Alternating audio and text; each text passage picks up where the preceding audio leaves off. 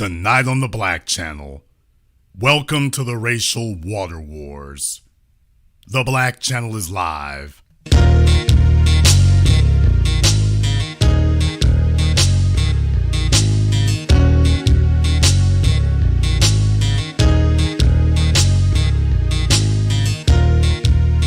Unapologetic, unadulterated, and absolutely uncompromising. Greetings, brothers and sisters from around the world, and welcome back to the home, the haven, the stronghold, and the everlasting superfortress of intelligent black thought. We are the Black Media, and this is the Black Channel. And I am your host, your brother, your humble servant, the voice of Black America, the Black Authority, broadcasting to you live from the only historically black college university of higher education and learning in the cosmos. Join us. Because on tonight's program here, what we have is no laughing matter here, as you all witnessed here years ago. It all starts to look the same because history and the system of white supremacy is a system, and that system is set up to repeat itself. For those of you who were unaware, there is an unprecedented water crisis going on in the capital. This isn't some outlying city anymore. The capital of Mississippi, state capital of Mississippi. And there is an unprecedented water crisis going on there now. And what I'm going to do is I'm going to show you some of the news stories from there. There was a good piece there that was on CBS this morning. There was a good piece that was on there. And what I want to do is I want to go ahead and show that to you here. I think it'll encapsulate things. And then we're going to go ahead and deal with more of this, because this is unnatural selection is what you're witnessing here. There are expected to be long lines this morning in Jackson, Mississippi, as people wait desperately for a basic human necessity. We're talking about water. We all take that for granted. This is day 5 of a growing crisis that has forced schools and businesses to close. Now, residents are now being told to shower with your mouth closed because the water is not safe. Elise Preston is her name. She's in Jackson with more on the story. Elise, listen, this has nothing to do with the story, but I'm having a question in the studio. Do you shower with your mouth open in the first place? Good morning, Elise. No, I do. Good morning to you, Gail. No, I do not. And it is definitely not advised here. You see their trucks behind me. 600 National Guard members have been deployed here to Jackson to help distribute water to families here during this crisis. We were here at this mega site yesterday and watched them pass out nearly 5,000 cases of water to 2,500 families. When we caught up with Sharon Dunson, she had not had usable water in her home for more than a week. What has that been like?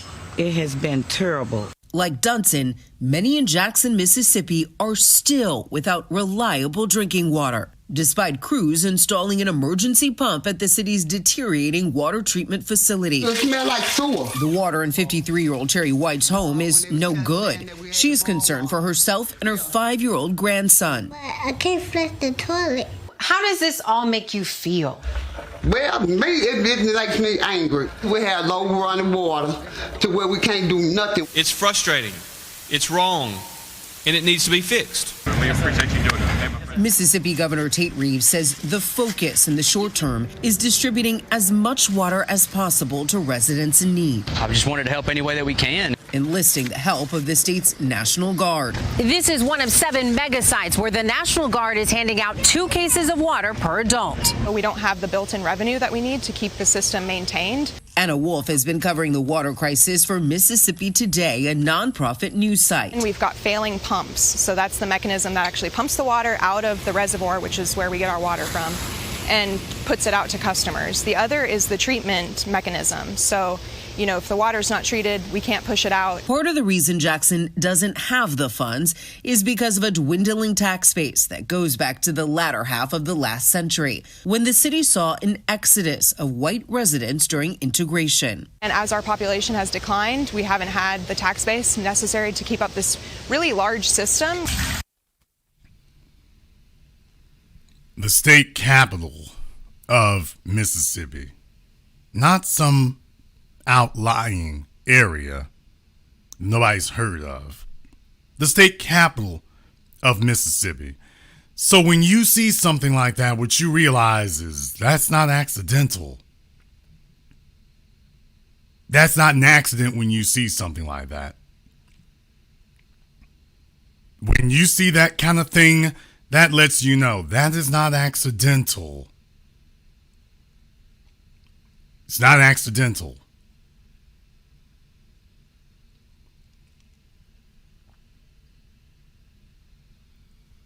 They're letting you know that after all these decades here, this has been decades in the making. So when I have taught you all about withering on the vine, what they've done is this is how you economically strangle an area. If you'll all remember, we faced this evil before. After antebellum slavery, when black folk were just released, the whole idea was literally that you would starve to death because you are going to be cut off from the economy altogether. That you are going to be segregated and you are going to be cut away from the economy altogether. You won't have any part in it. So we are going to economically strangle you. That even if your numbers exceed the white population, even if your numbers exceed the white population, you may have the population numbers, but you don't have the economic numbers. So we are going to watch it wither and strangle on the vine. That's the idea. This is not natural selection. This is unnatural selection. This is the definition of unnatural selection. You have the state house and the governor in this city. Isn't that a crisis for the state? Isn't that a security crisis for the state? If the state government, where the seat of the state is, doesn't have proper running water, wouldn't that pose a security risk to the state itself? And yet, that is not what you're seeing there. It's not what you're getting.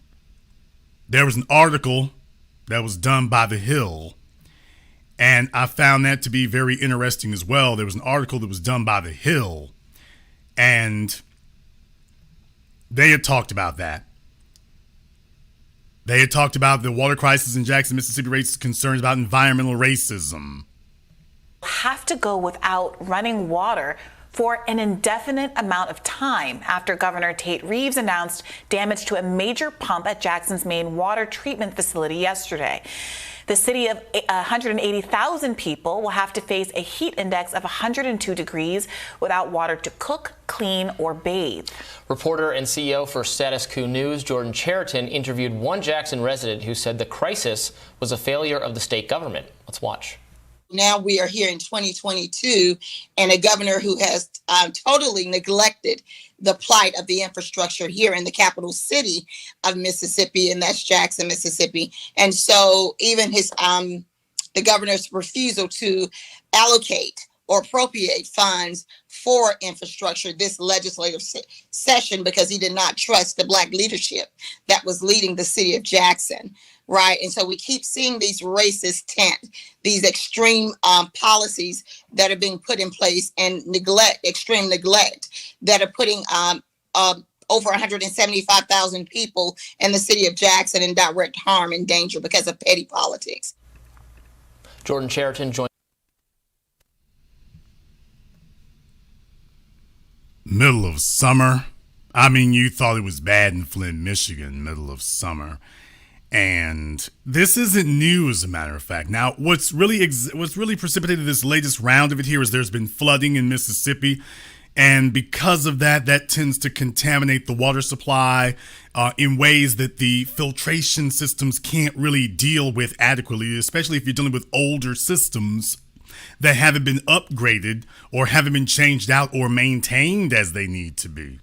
So now you're not doing it from a position of regular maintenance, you're doing it from a position of crisis. And that's not the way you really need to be doing that. That's not the way you really need to be doing that. on NPR, and there's a reason why I'm going through all these articles, because for those of you who are not from there and whatnot, I want you to understand what they're dealing with here. NPR reported that the city of Jackson is struggling with a deteriorating water system long before the latest rains cut off access to safe drinking water for more than 150,000 people in Mississippi's capital. For years, residents of the majority black city have endured everything from service disruptions and recurring boil water advisories to concerns over contaminants like lead and E. coli bacteria, thanks to failures to upgrade Jackson's aging infrastructure. With the city now under a state of emergency, officials are scrambling to distribute bottled water to tens of thousands of people in a city where roughly 1 in 4 people live in poverty. Amid the fledgling response, officials have sent mixed signals about how long it may take to restore service. City officials have said it could be days, but Governor Tate Reeves said it is unclear exactly how long it will take. Do you all notice that every time we turn around, have you all noticed every time we turn around, man? Every time we turn around, you're looking at a situation where water is or can be weaponized. Have you all noticed that? Every time we turn around, we're looking at a situation where specifically where black folk are, that water is water and essential is or can be weaponized. And not slowly either. It gets weaponized damn fast. It gets weaponized immediately. New Orleans, 2005. Flint, Michigan. Now Jackson, Mississippi, and I'm just naming the ones that made the news. Every time you turn around, there is some water crisis specifically targeting black people. Every time you turn around, it doesn't hit anybody else, but it damn sure targets black folk, doesn't it? Damn sure does that. Man, how in the hell could we be so damn unlucky year after year that of everything that could happen, there's something that targets water where black people are? South Africa. There's a reason why I want to bring that into stark relief for you. Now, this is the system of white supremacy at work. This is the way and the manner in which the system of white supremacy works. The manner in which white supremacy works is that what it does is it makes sure that when they're running things, everything goes fine. Everything goes great. Everything goes well when they're running things. So the impression and the idea that's supposed to get communicated to you is, if you want things to run well, you need to let us white folk run it. That's the bottom line. As long as we're here to run things, it will go well. But as soon as the white folk are not there anymore, next thing you know, you start having these massive problems. So the white folk, what they do is they get up and then they say, okay, we're going to take our economy with us. We're going to pick up and we're going to take our economy with us. Now, there are some cities and some places where folk have been able to fight that and prevent that from becoming a wholesale collapse. Atlanta, Georgia is one of those examples. Atlanta, Georgia is an example of a place where they tried that there. They were working on trying that there, but they didn't move quickly enough. Too much money was coming into Atlanta. They didn't move quickly enough. So next thing you know, Atlanta blows up in a major way and black folk are still there. So the white folk are now trying to finagle and manipulate their way to get back in control of things. So they've been trying to get back in control where Atlanta is concerned. But Jackson, Mississippi is a bit of a different creature. Jackson, Mississippi is a bit of a different creature now. In Jackson, Mississippi, now it's like, okay, we've been letting you wither on the vine for decades here. For decades now. We've been letting that wither on the vine for decades. And they're letting you know here that this the South Africa strategy that I have been advising you all of here for years now, the South Africa strategy where even if you become the numerical majority, you're not the economic majority. So what happens then is the whole point of white flight back in the 50s and 60s, the whole point of white flight was to collapse economies. To collapse the economies of the cities. That was the whole point of white flight. As soon as we get to integration and desegregation, okay, fine, pull the plug on it, collapse the economy of the cities. That if we're not allowed to murder black people in mass, then collapse the economies of the city and then leave them to wither on the vine. If we can't run it, we will destroy it. If we can't run it, we will destroy it.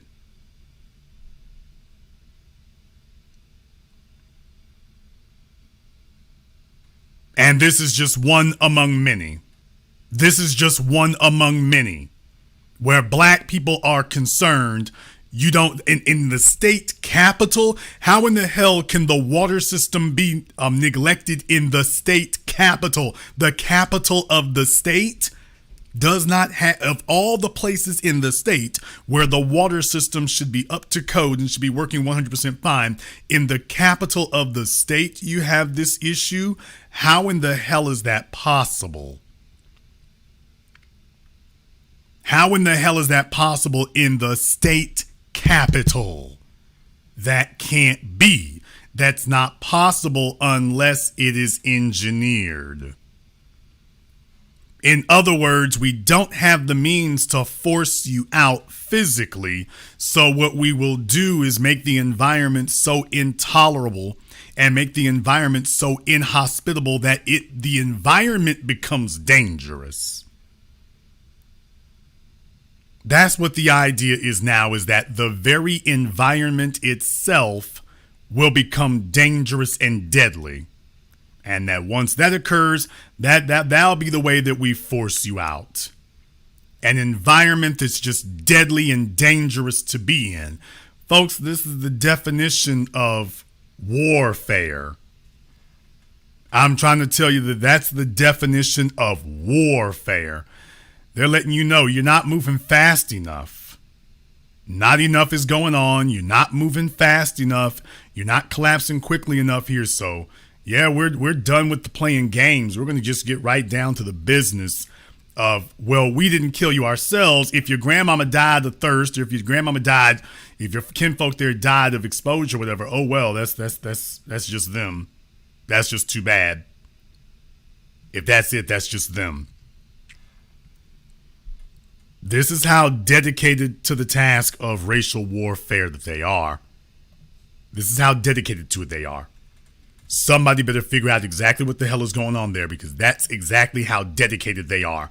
Folks in Jackson, Mississippi, it's my goal, it's my wish that you don't have to have these kind of things occur.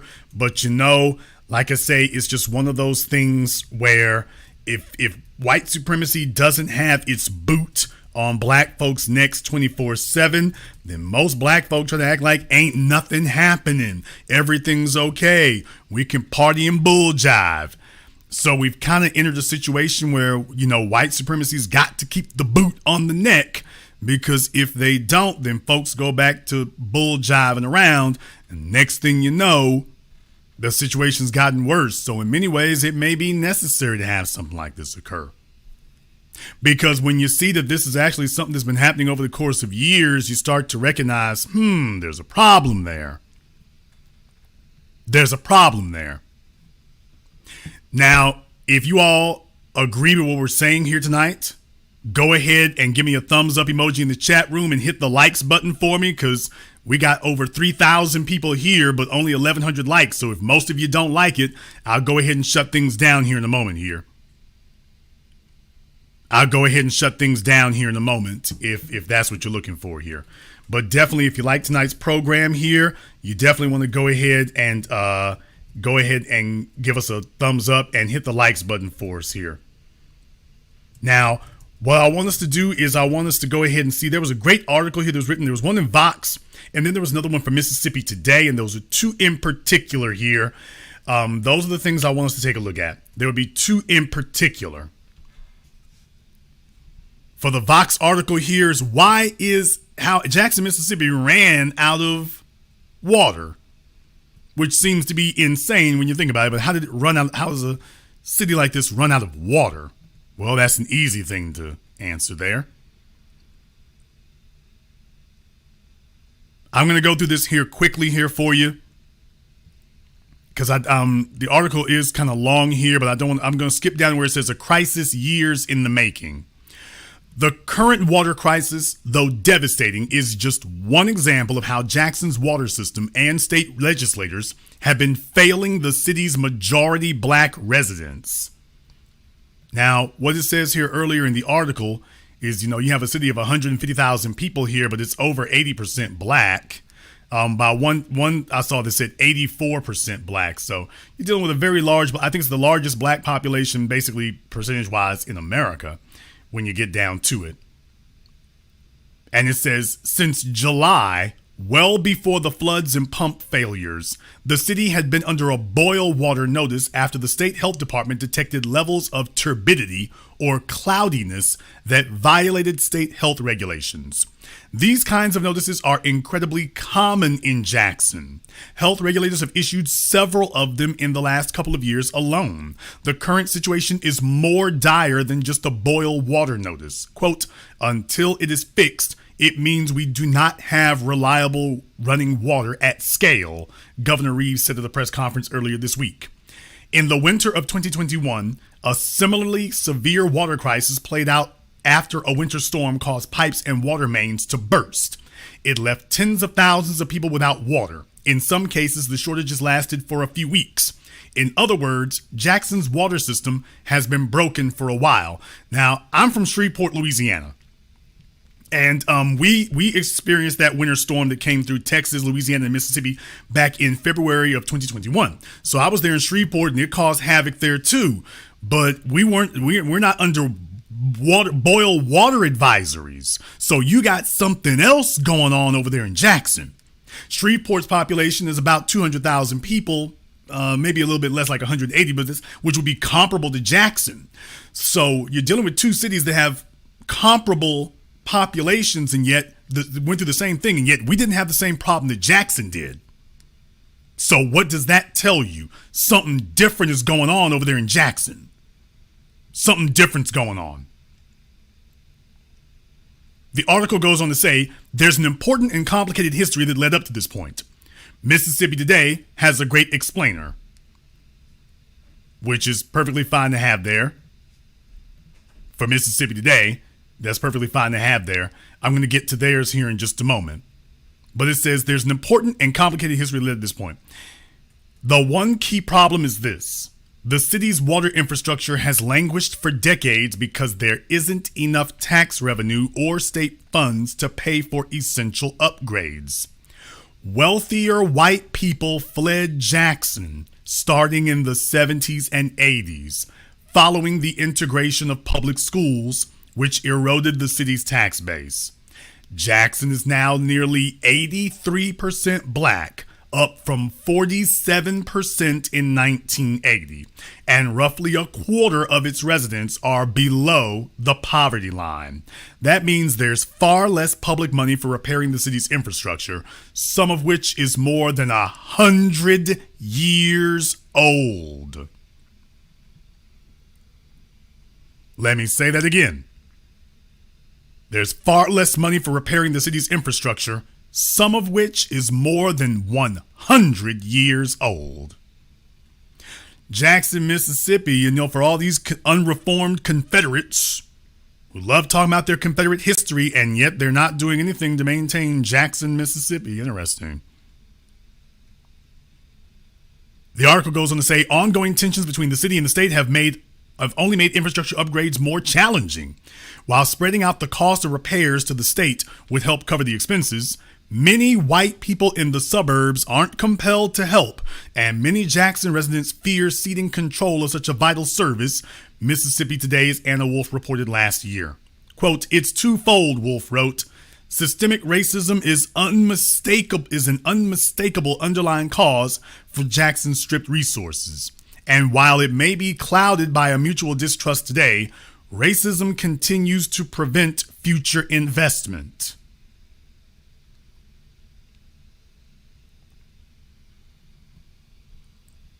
What's next for Jackson? The article says, quote, the state's experts are in command at OB Curtis, that's the water treatment facility, assessing the system's needs and fixing the problems they identify, Governor Reeves said Wednesday afternoon. Quote, I do want to be clear and set expectations that there will be future interruptions. I know it's not easy, nor is it fair that any of you have to deal with this. In the meantime, the city will continue doling out cases of free bottled water. Mississippi Today is maintaining a list of locations here. The demand was so high in some locations that residents waited in mile-long lines, and the supply temporarily ran out. Earlier this week, Governor Reeves also activated the National Guard to help distribute water throughout Jackson, and late Tuesday, President Joe Biden declared an emergency for Mississippi, which will funnel federal money into the city. But these efforts will do little to prevent another crisis from unfolding in the months ahead. Jackson needs long-term fixes and sustained investments amounting to, at minimum, $1 billion to fix the current issues and billions more for long-term fixes, according to Jackson Mayor Chokwe Antar Lumumba. Federal funding could help.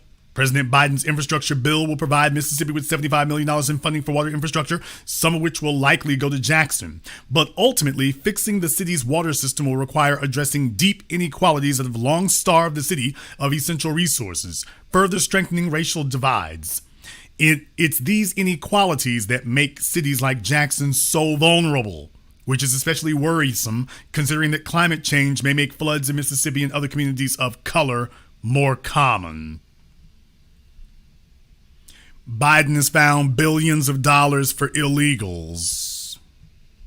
He's found billions of dollars for illegals, and some of his old unreformed Confederate friends down there in Mississippi are doing what they do. They're down there in Mississippi doing what they do. Now, the article they were referring to earlier from Anna Wolf, I think she was in that video piece I played, we were talking about that as well. And she was talking about what happened as far as what caused this to occur. Now, it's very interesting while she's talking about this. They got a white woman sitting here in the article and whatnot. And that's the kind of thing you got to take a look at here. It's like, okay, they're targeting black folk. You're dealing with a city that's over 80-something%, 84%, 83% black. That's not a minor thing. That's not a minor thing. That's not a minor thing. What I'm going to do here, I'm reading from Mississippi Today. And this actually is from an article that Miss Wolf wrote this article back in March, actually, March 24th, 2021. She wrote this back in March 24th, 2021. So the article that they're referring to is over a year old. Over a year old. But I want to get into some of the details here so that you understand exactly what's going on. I'm going to skip down into her article, and she says the city is faced with two colliding but distinct, well, let me go up a little bit more. And the risk of scarce and dirty water exists more often in the homes of families who are already burdened by the ongoing pandemic, low wages, stagnant wealth, a lack of quality health care, and racism. She puts racism dead last, but okay. The city is faced with two colliding but distinct funding problems. One, the city's infrastructure is only getting older, and past administrations did not plan for inevitable future capital investments, as is true in many aging cities. Two, the loss of customer base and pervasive billing troubles have left the water department without a feasible revenue model for regular operations and maintenance. So she's telling you here that the issue is twofold in this regard. She's telling you that the issue is twofold in this regard. And that's the kind of thing I want you to understand something. I want you to understand that. I want you to understand that. Now, she talks about previous mayors. Here's the issue. Mayor Lumumba, he's a young man. He's the first black mayor of Jackson, Mississippi. So when they talk about previous administrations, they're talking about the white folk who were lording over a majority black population. Mayor Lumumba is the first black mayor of Jackson. So when she talks about the previous administrations neglected the water system, that sounds like racial warfare, is what I'm telling you. Sounds like racial warfare. That's what I'm telling you here. When she starts citing the city's, quote, previous administration, past administrations.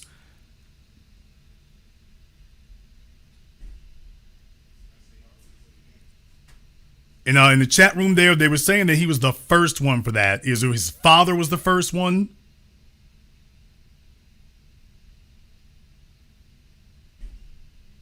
Okay, if his father was the first one there, because it was, while I was looking at it here online, it named him as the first one. His father was the first one? Okay, if they got the information wrong about that, I'll go ahead and check into that. They're talking about the past administrations, because if this thing was going on for over 40 years, and Harvey Johnson was the first black mayor in Jackson back in 1997. He was the first black mayor of Jackson, Mississippi. The previous administrations there have been neglecting it now for 4 decades, and that's long before black folk were ever in charge of it. Long before black folk were ever running the city, that's what was going on. Long before black folk were ever running the city. So when you're going back as far as Miss Wolf is talking about, you're dealing with decades where they're like, okay, we see what's happening after integration. Jackson, Mississippi is going to become a majority black city, and the white folk are already leaving the city. So you're basically putting into place a system where it's going to start deteriorating. And if you don't move quickly enough, you don't move fast enough, that's going to be a problem. If you don't move quickly enough and don't move fast enough, that's what becomes a problem. Remember what I said, it goes into economic collapse. It goes into economic collapse. I'm going to come back to that here in just a moment, but what she said there about the city's infrastructure is only getting older, and past administrations did not plan for inevitable future capital investments, as is true in many aging cities. Why was this happening when this population of the city was larger? 2, the loss of a customer base and pervasive billing troubles have left the water department without a feasible revenue model for for regular operations and maintenance. Quote, "This is like a triple or quadruple whammy what's going on," said Alan Malik, senior fellow at the DC-based Center for Community Progress. Quote, "One layer is the fact that older cities, completely leaving aside race, poverty, and all that, are at a disadvantage to young cities." Okay, sir. All right.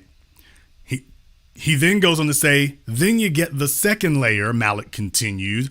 You have this whole phenomenon which has been going on really since the 1950s, where older cities, central cities, have essentially been abandoned by large parts of the middle class, especially the white middle class for the suburbs. It's not especially, it's the white middle class. Black people moving has never sapped an economic base from anywhere. She goes on to say the winter storms in past years, 1989, 1994, 2010, 2014, and most recently 2018, have tested the city's outdated water delivery system and caused widespread water main breaks and outages. Each time, the city has scrambled to make Band-Aid repairs. Now, notice she started talking about back in 1989. You don't have your first black mayor until 97. She's talking about all the way back in 1989. And I'm sure you're having issues before then. Sure, you're having issues before then.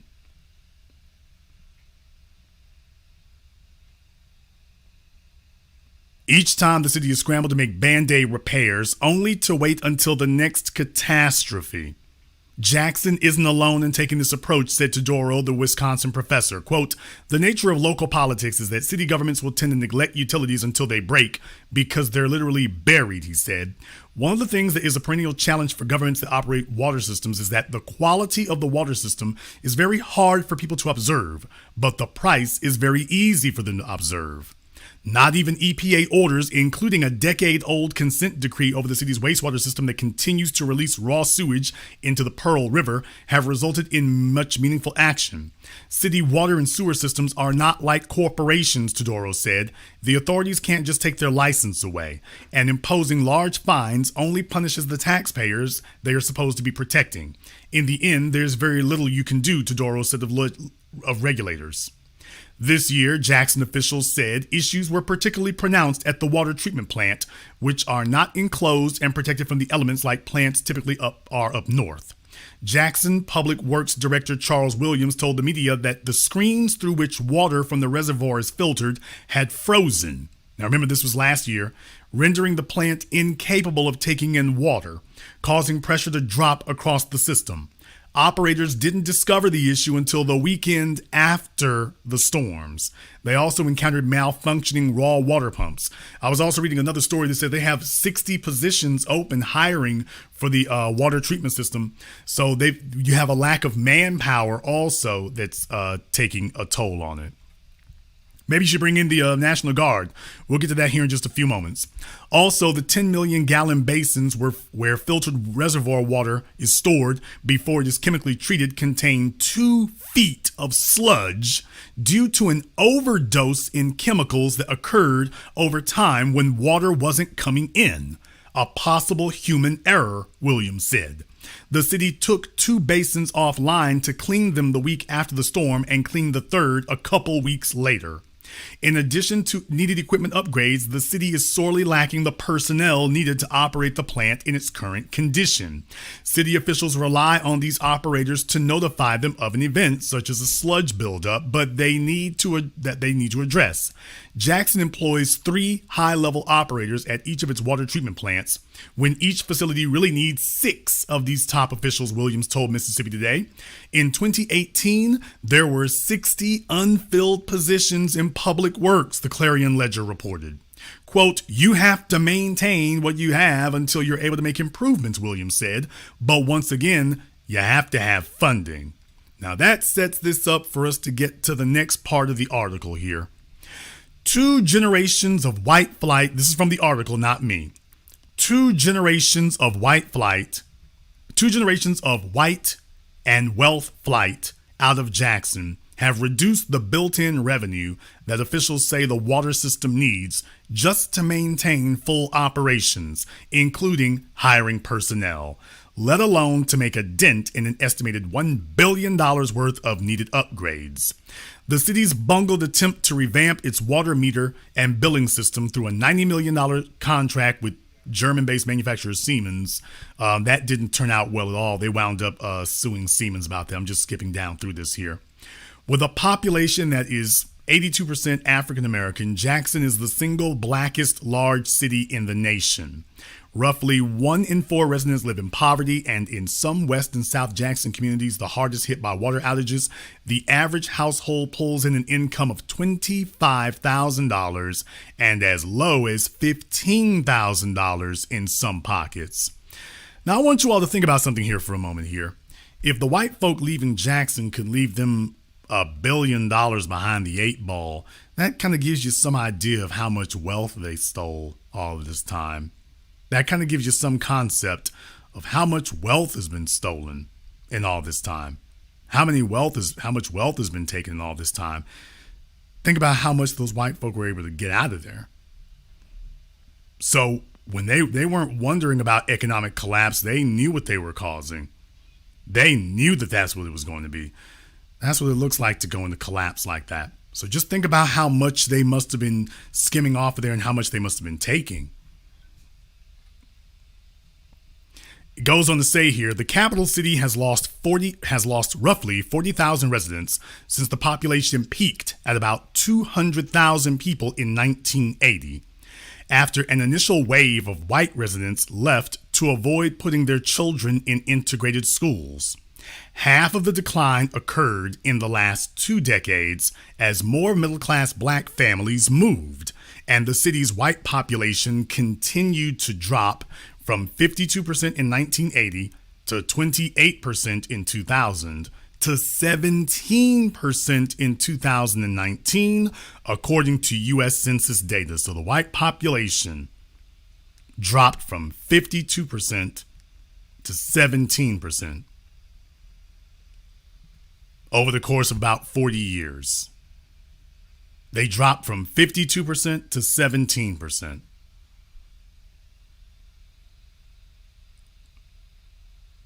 Left their family land and everything else, although in many cases they didn't actually leave it. They still own the land. They're just renting it out to black folk or whatever. And that's basically what they do. They go on to say, as the customer base declines, the city might clean and pump out less water, but the same infrastructure remains under the surface of Jackson's 111 square miles, an area geographically larger than Seattle, Baltimore, or Cincinnati. Let me say that again. The same infrastructure remains under the surface of Jackson's 111 square miles, an area geographically larger than Seattle, where Boeing is, Baltimore, where the shipyards are, or Cincinnati. Parts of Jackson's 1,500 miles of water mains are over 100 years old. Of course, pipes under streets in front of abandoned properties, about 4,000 by one 2019 count, still require maintenance. At the same time, family resources are diminishing with inflation. Household buying power fell just slightly in the 1980s and was relatively stable through the 1990s. Remember the 1990s till you get to your first black mayor. But since 2000, the annual median household income in Jackson has dropped by about $6,500 in inflation-adjusted dollars, a roughly 15% increase according to a Mississippi Today analysis of census data. Quote, "We are a city with very high levels of poverty, and it's difficult for us to raise the rates enough to do large-scale replacement-type projects and not make it unaffordable to live in the city of Jackson," said former City Councilman Melvin Priester Jr. Yet the cost of Jackson's poor quality water is still passed on to families who don't trust the tap and purchase bottled water, which can cost a family of four $50 to $100 a month to drink instead. The city raised water rates in 2013, but the Siemens deal penned the same year came with an onslaught of problems, including the installation of faulty water meters and meters that measured water in gallons instead of the correct cubic feet. This made any benefits of the rate increase virtually impossible to see. Now, I want you all to pay attention to this next part because it comes back to the governor. Siemens came in to allegedly upgrade the system, and that fell apart. But pay attention to how that ended. In trying to protect people during the persistent billing blunders, the city has at times instituted no shutoff policies, which demonstrate compassion but haven't helped to compel payment. Today, more than 8,000 customers, or nearly 1/6 of the city's customer base, still aren't receiving bills. Nearly 16,000 customers owe more than $100 or are more than 90 days past due, a city spokesperson told Mississippi Today. Jackson water customers owe a total of $90.3 million. As a result, the city continues to miss out on tens of millions of water revenues. In 2016, when officials first uncovered the issue, the city's actual water sewer collections during the previous year was a startling 32% less than projected, a roughly $26 million shortfall. It's a vicious cycle. Revenue shortfalls make it harder for the city to purchase upgrades or hire the personnel needed to properly manage the billing system. The billing inaccuracies and sloppy accounting encourage a culture of non-payment. The unpaid bills just further tank the revenue. Frustration only grows as residents are expected to pay for subpar service within a utility that's already largely taken for granted. The city received just under $60 million out of the last year's $90 million Siemens settlement, about $33 million of which is restricted in reserves or bond covenants. Another $12.6 million went to repay the general fund, leaving about $14 million for emergency sewer repairs and a new billing system. Lawyers got the rest, a little more than $30 million.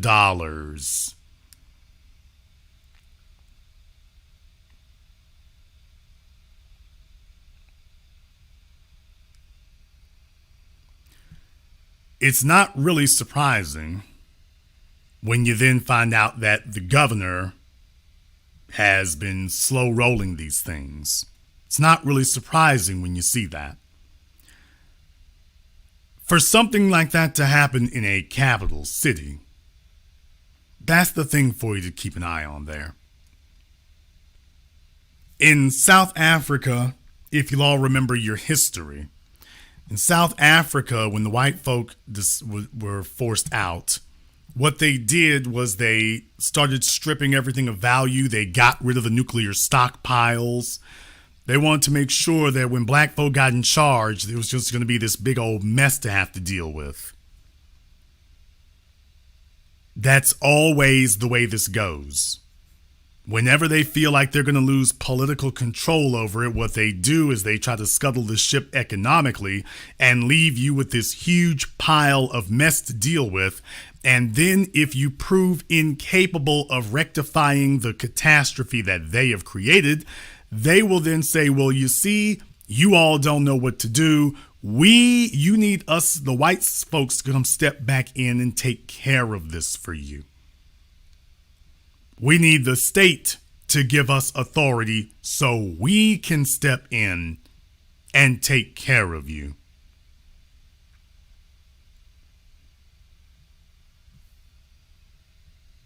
Case in point, the article from Mississippi Today says the residents who left Jackson in the late 20th century fled to surrounding suburbs such as Rankin County, the wealthier Republican bastion that produced many of Mississippi's most powerful politicians, including Governor Tate Reeves.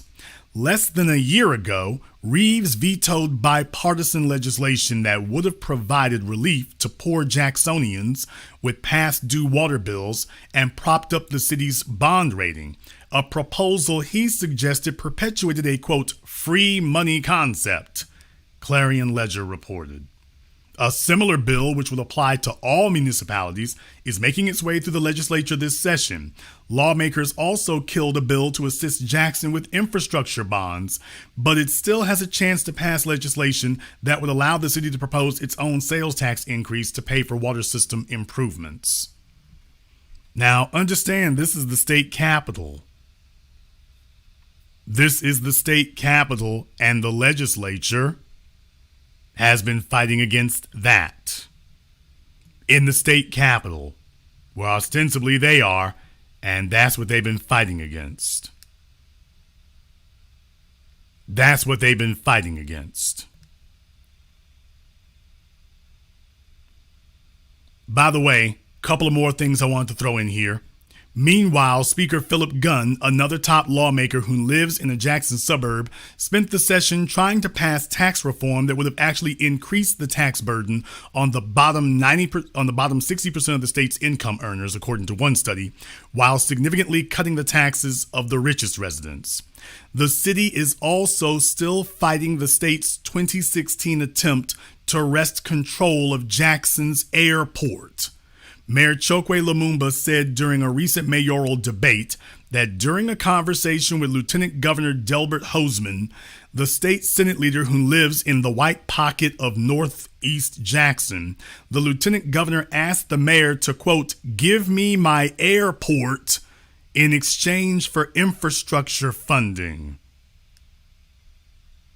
This ongoing tension is the backdrop for the city's current crises. So, the white lieutenant governor told the mayor of Jackson, well, if you want more infrastructure funding, give me my airport.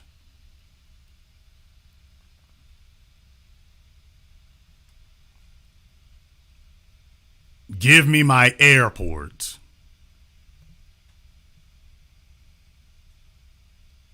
A lot of these folks up north, they're not used to that kind of thing. This ongoing tension is the backdrop of the city's current crisis. Academics who have studied government water systems recommend they regionalize in order to spread costs among struggling cities and more affluent suburbs. Quote, there's just one recurring hitch to securing such an agreement. Racism makes all of this so much harder, Teodoro said. These would be hard problems, but we could solve them if it wasn't for racism. The history of racial conflict, Teodoro explained, creates a scenario where black residents of the city fear losing control of their services to the same people who have systemically oppressed them.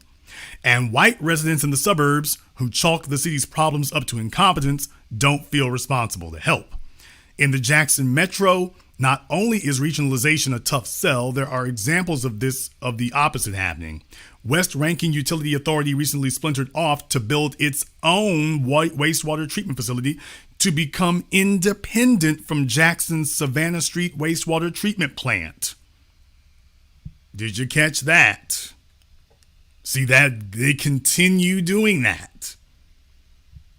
That's strangulation. Now, if black folk tried things like that, it would be totally different. They'd be telling you what you can't do. Hell, you can't stay on the damn street corners there. The white folk, every time that happens there, it's like, well, don't worry, we'll go build another water treatment facility for our folks. We'll build another one.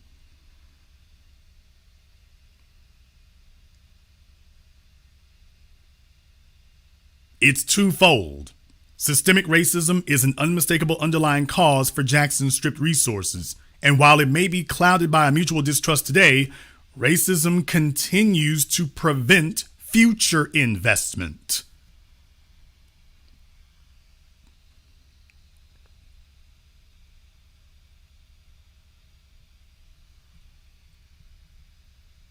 I've warned people forever here and tried to tell you there that this is what it feels like to deal with when you're talking about race war.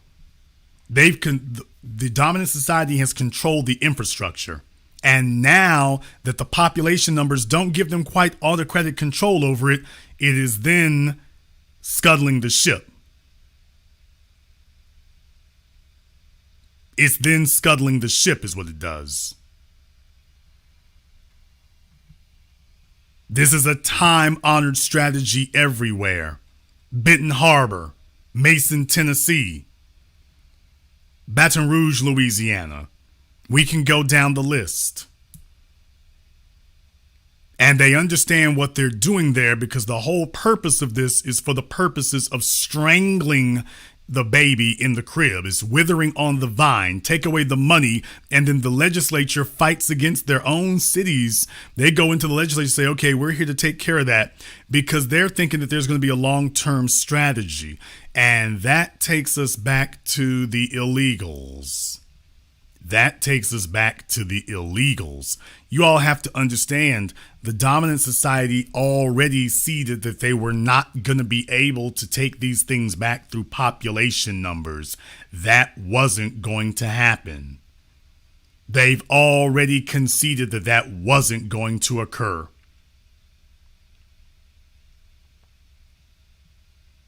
In the chat room, Bright Eyes, you're absolutely correct. There's so much construction going on around Jackson, but not in Jackson.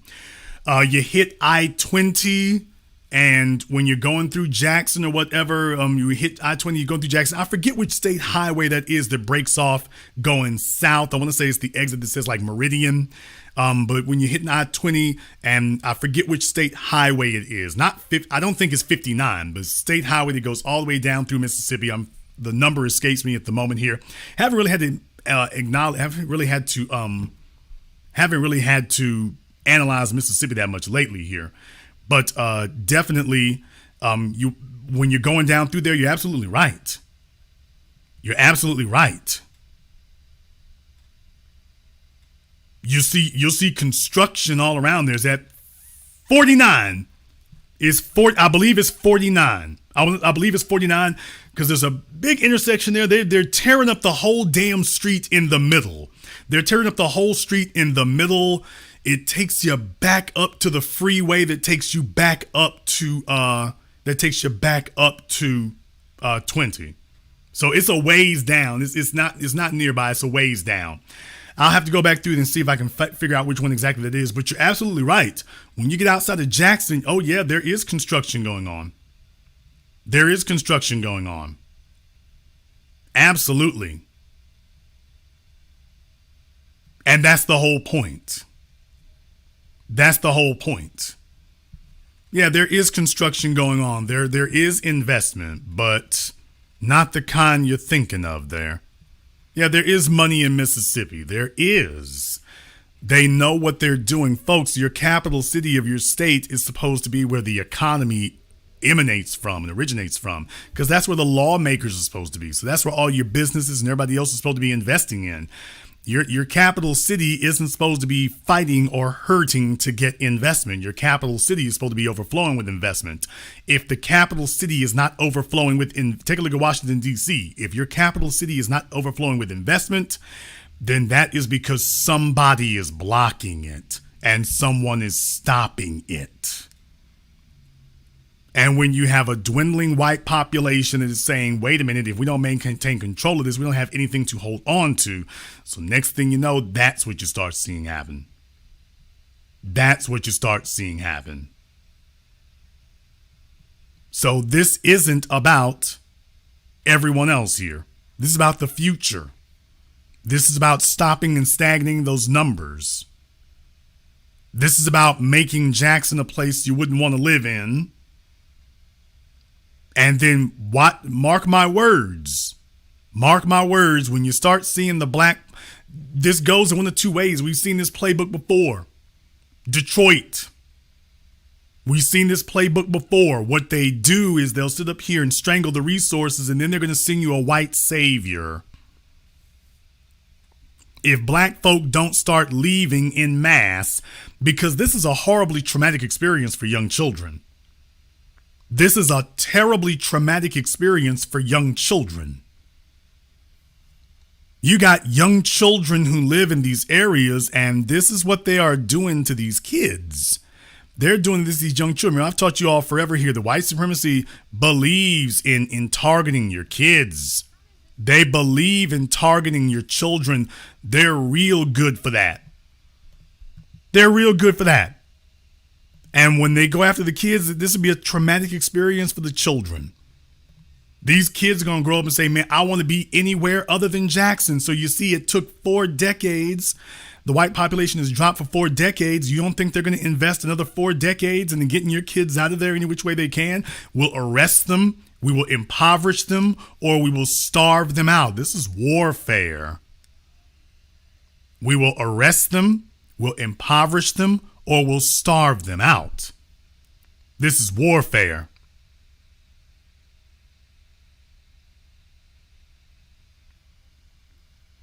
So what will happen is either your population numbers are going to drop off, or if that doesn't occur, they're going to send you a white savior to run for office instead. They'll send you a white savior to run for office instead. Like Mike Duggan in Detroit. Next thing you know, oh, well, hell, when you put they're going to try that Pavlovian response. Well, when we elected some white folk, the money started coming in. They started investing. So you see, that's a way of brainwashing you.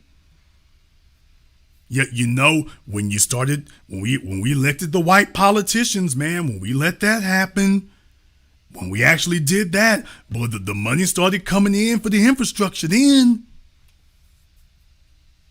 The money started coming in for the infrastructure then when we did that. So we put a white boy in office, and next thing you know, things started getting better.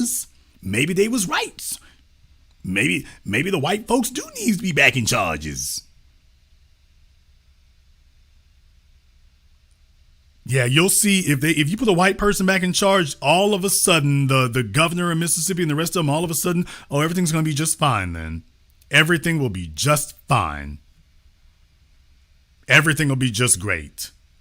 And that's the thing I want you to keep in mind here, is that's warfare. That's what they do there. In the chat room, I'm seeing a whole bunch of Billy Bob names in the chat room. Billy Stacy, I'm getting ready to open up the phone lines, so you need to call in. If Billy Stacy is not on the phone lines here in the next couple of minutes, I want he, she, whatever, banned. But I'm seeing a whole bunch of folk with Billy Bob first, last names, you know, that Ricky Bobby name stuff. So I know there's been a lot of white supremacist trolls in the chat room tonight. A whole bunch of white supremacist trolls in the chat room tonight. You know, they're fresh from the board's nest or whatever. I don't know if Talladega is open or whatever, their favorite, you know, watering hole or racetrack. But yeah, Ricky Bobby, Billy Boy, Billy Bubba. Yeah, the phone lines are opening up here, so you're going to be first in line to give us a call. So go ahead and give Billy Bobby the number. Since you have questions you want to ask here, and anybody else who was told by the mods to call in, yeah, you need to go ahead and do that too. Understand something. They don't like hearing us talk like this because there's a whole big difference here. They don't like hearing black folk discuss this kind of thing. See, they want us to discuss some damn music awards program. That's what they would like to hear. Well, can't y'all get together and discuss that? It's like, oh no, we want to discuss what's happening in Jackson. We want to discuss that. Because, see, there's elements to this thing. That's the kind of thing I want to talk about here. There's elements to this thing. There's elements to this. We're not supposed to be talking about this as a group of black people. We're supposed to be talking about Nicki Minaj and twerking on TikTok. We're not supposed to talk about anything else. So we're going to go ahead and do that here now. However, what I want to do here before I do that is I want to thank everyone who has contributed to support tonight's program here on PayPal, Cash App, or the Super Chat. So thank you very much here to my man Chadwick, Andrew L., Miss Cordelia. Thank you very much for your support as well. We appreciate that. Mark B., and everyone else who's contributed to the program here tonight. We're going to take a very brief commercial, non-commercial break, and when we come back, we're going to take some phone calls here, particularly from the folks who had so much to say.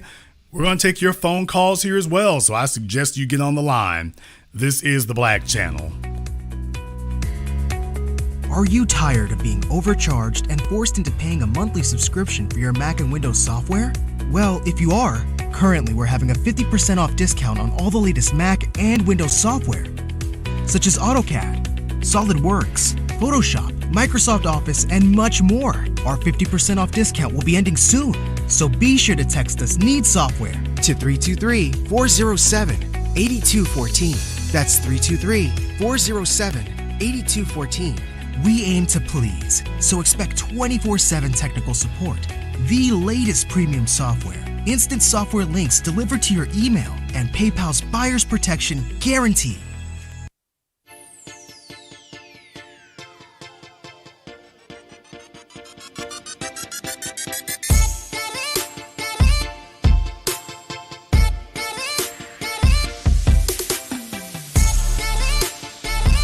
When you need a reliable influx of capital to grow your business, Spectre Capital Finance provides fast, individualized working capital loans with lines of credit to take your business to the next level. SpectreCapitalFinance.com.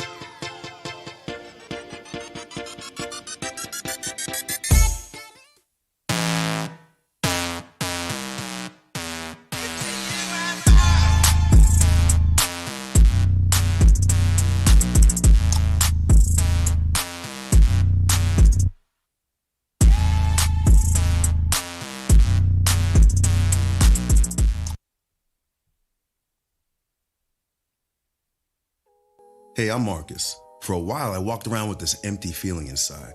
I had a full-time job, but not in the field I wanted to be in. But then I came across this book where it was like, the title was just for me, Guide to Being Black in IT. I read the book and the author took me through scenarios and gave me tips. I sat down and read it and it only took an hour. After I got done, I took advice in the book, practiced in the labs, and got certified. Then I literally got up and applied for a position with this company I've been looking at for a while and got the job. Thanks to that book, I worked my job with confidence. If you're looking to get into IT or even in the field, now this is a must-read book. Go to www.beingblackinit.com.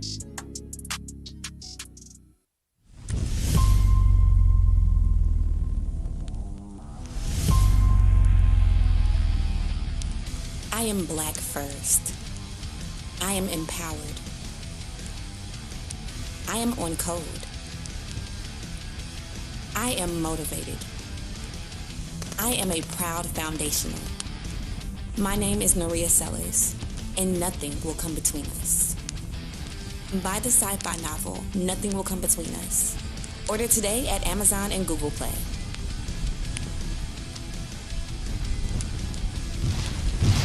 Visit spiritofo1811publishing.com. Our story, our family. Join 6zeros.net, a forum built to discuss all things relevant to Black people. On our forum, a check doesn't mean you're famous. It means your Blackness has been verified by our staff. Sorry, Chad. We also have premium merchandise with same-day shipping on most orders. And when you're ready for some dope content, check out the 0 Hour blog. Don't just sign up, post. I'm having a really good time with you tonight. I'm having a good time with you too. Want to go somewhere private? Just for us? I like that. Great. Meet me at 6zeros.net. Black owned, Black operated.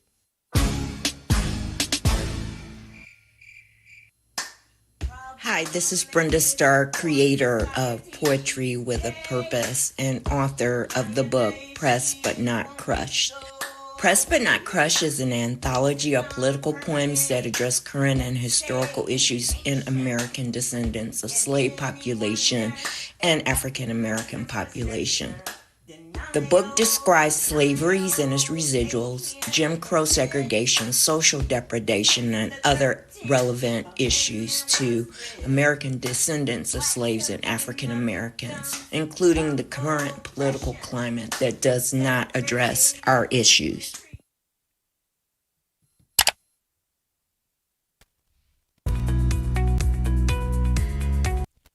This is The Black Channel. I am your host, your brother, your humble servant, the Black Authority. Very glad to be with you all here this evening, and the telephone lines are now open.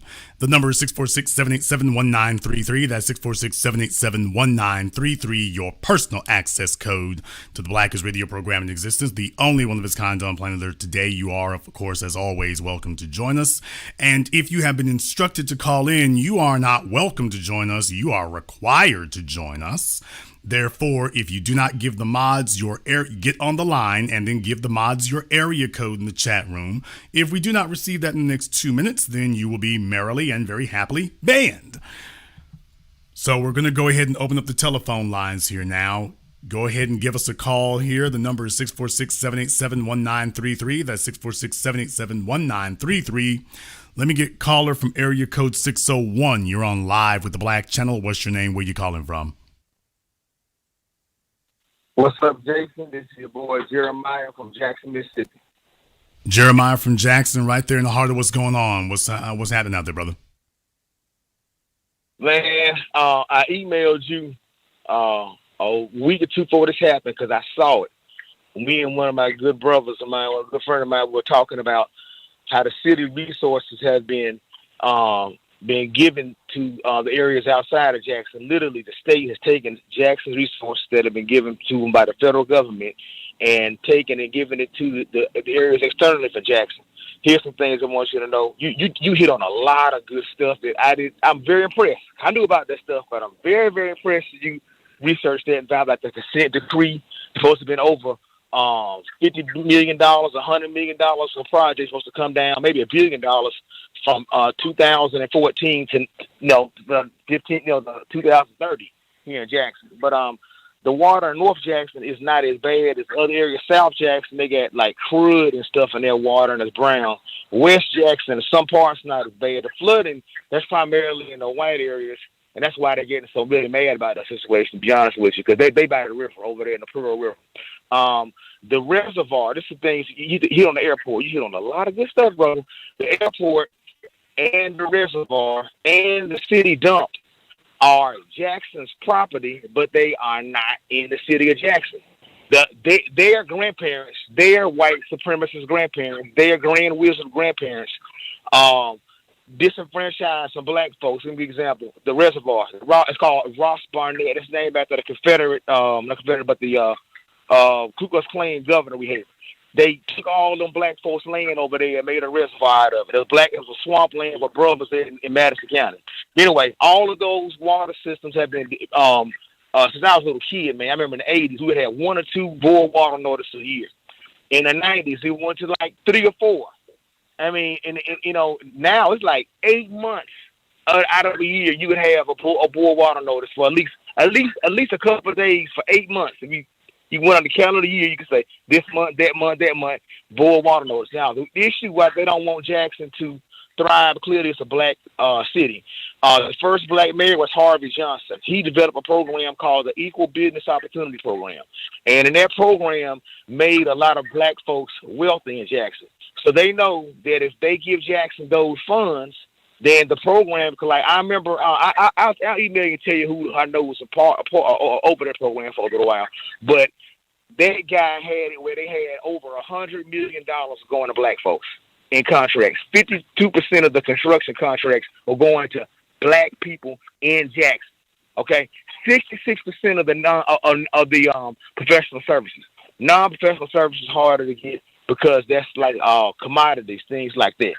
So yeah, I went to I had a fighter at the Golden Gloves, got silver, and I came back and that damn looked like Noah's Ark out here. It's crazy, but that's been what's going on. When black people were the minority of the population, there wasn't any issues with sharing the resources then. When black people were the minority of the population in Jackson, that wasn't a question. As soon as we start tipping towards becoming the majority, all of a sudden nothing can get done. That's not accidental. All of a sudden it's about dividing resources and everybody breaking up and this, that, and the other. That wasn't an issue before then. This is what a race war looks like.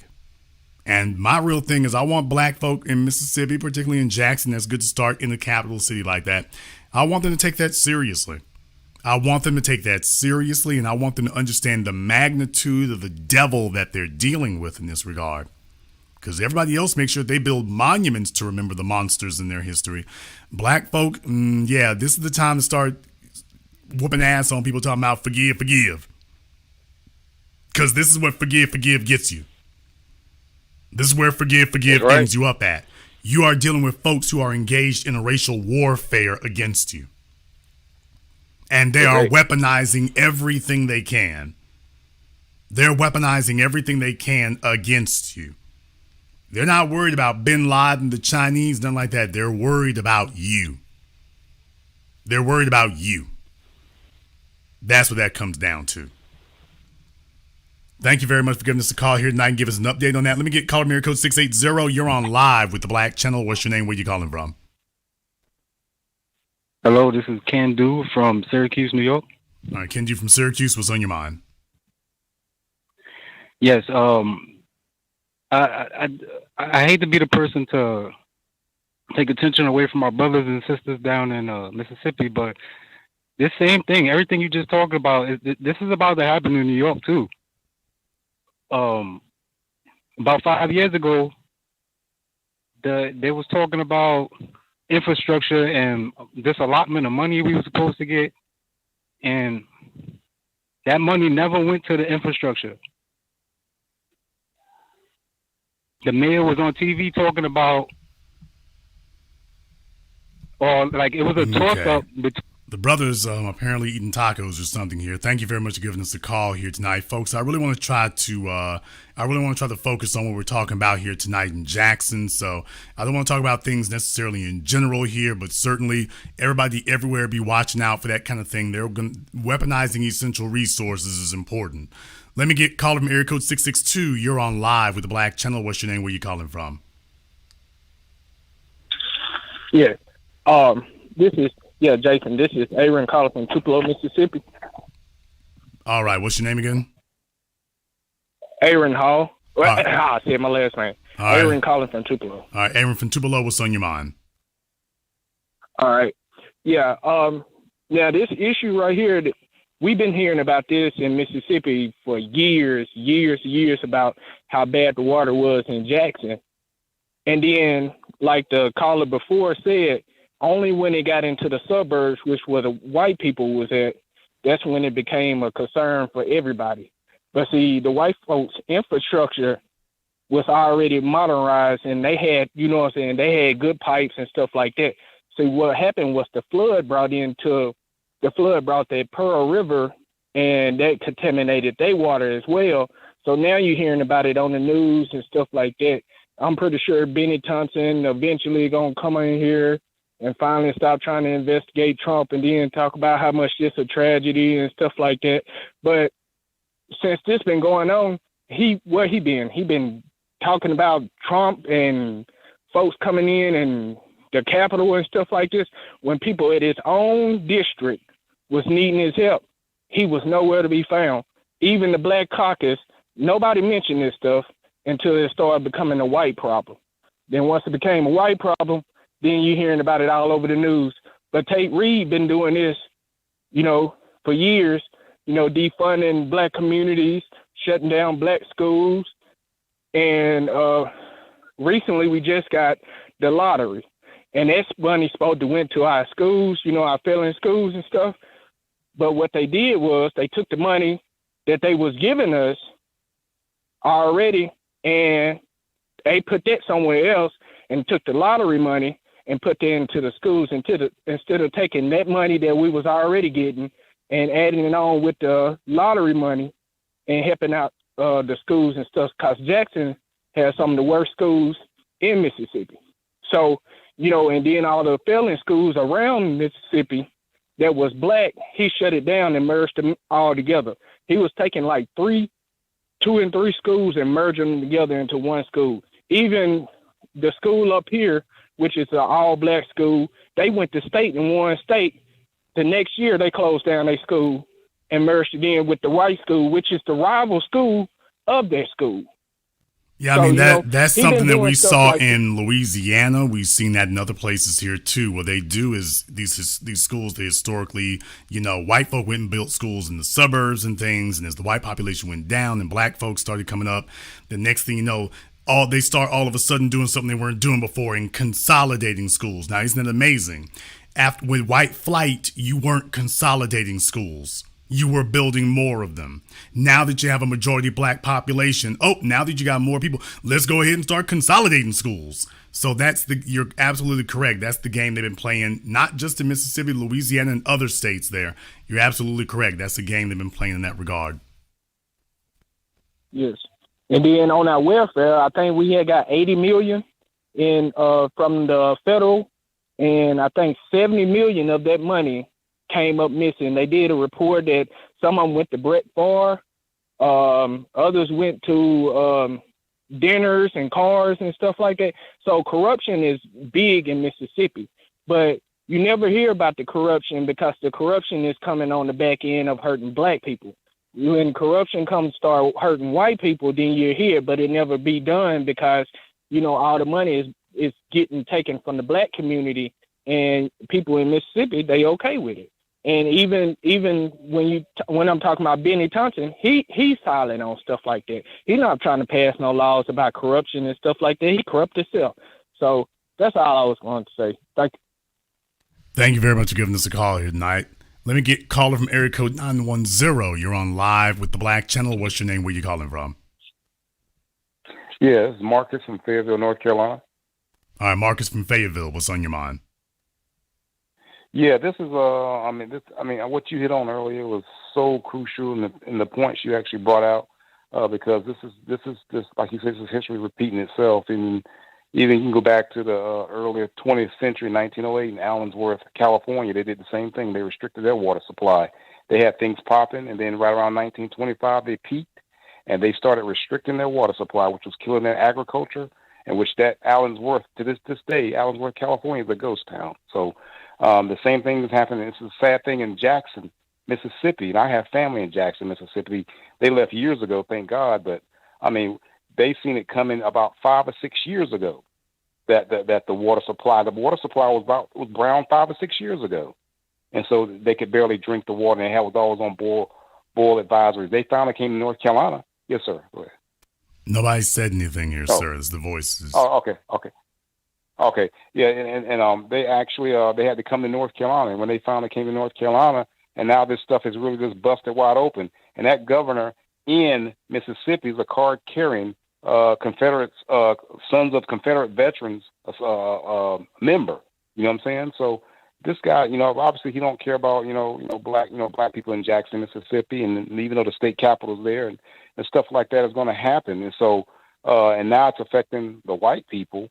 And they had that one governor that was pretty good back in the 90s that was trying to pass some stuff, but it's just a continual cycle. Whether it's 1906 in Atlanta, 1917 in Lane, Arkansas, 1917 East St. Louis, 1923 Rosewood.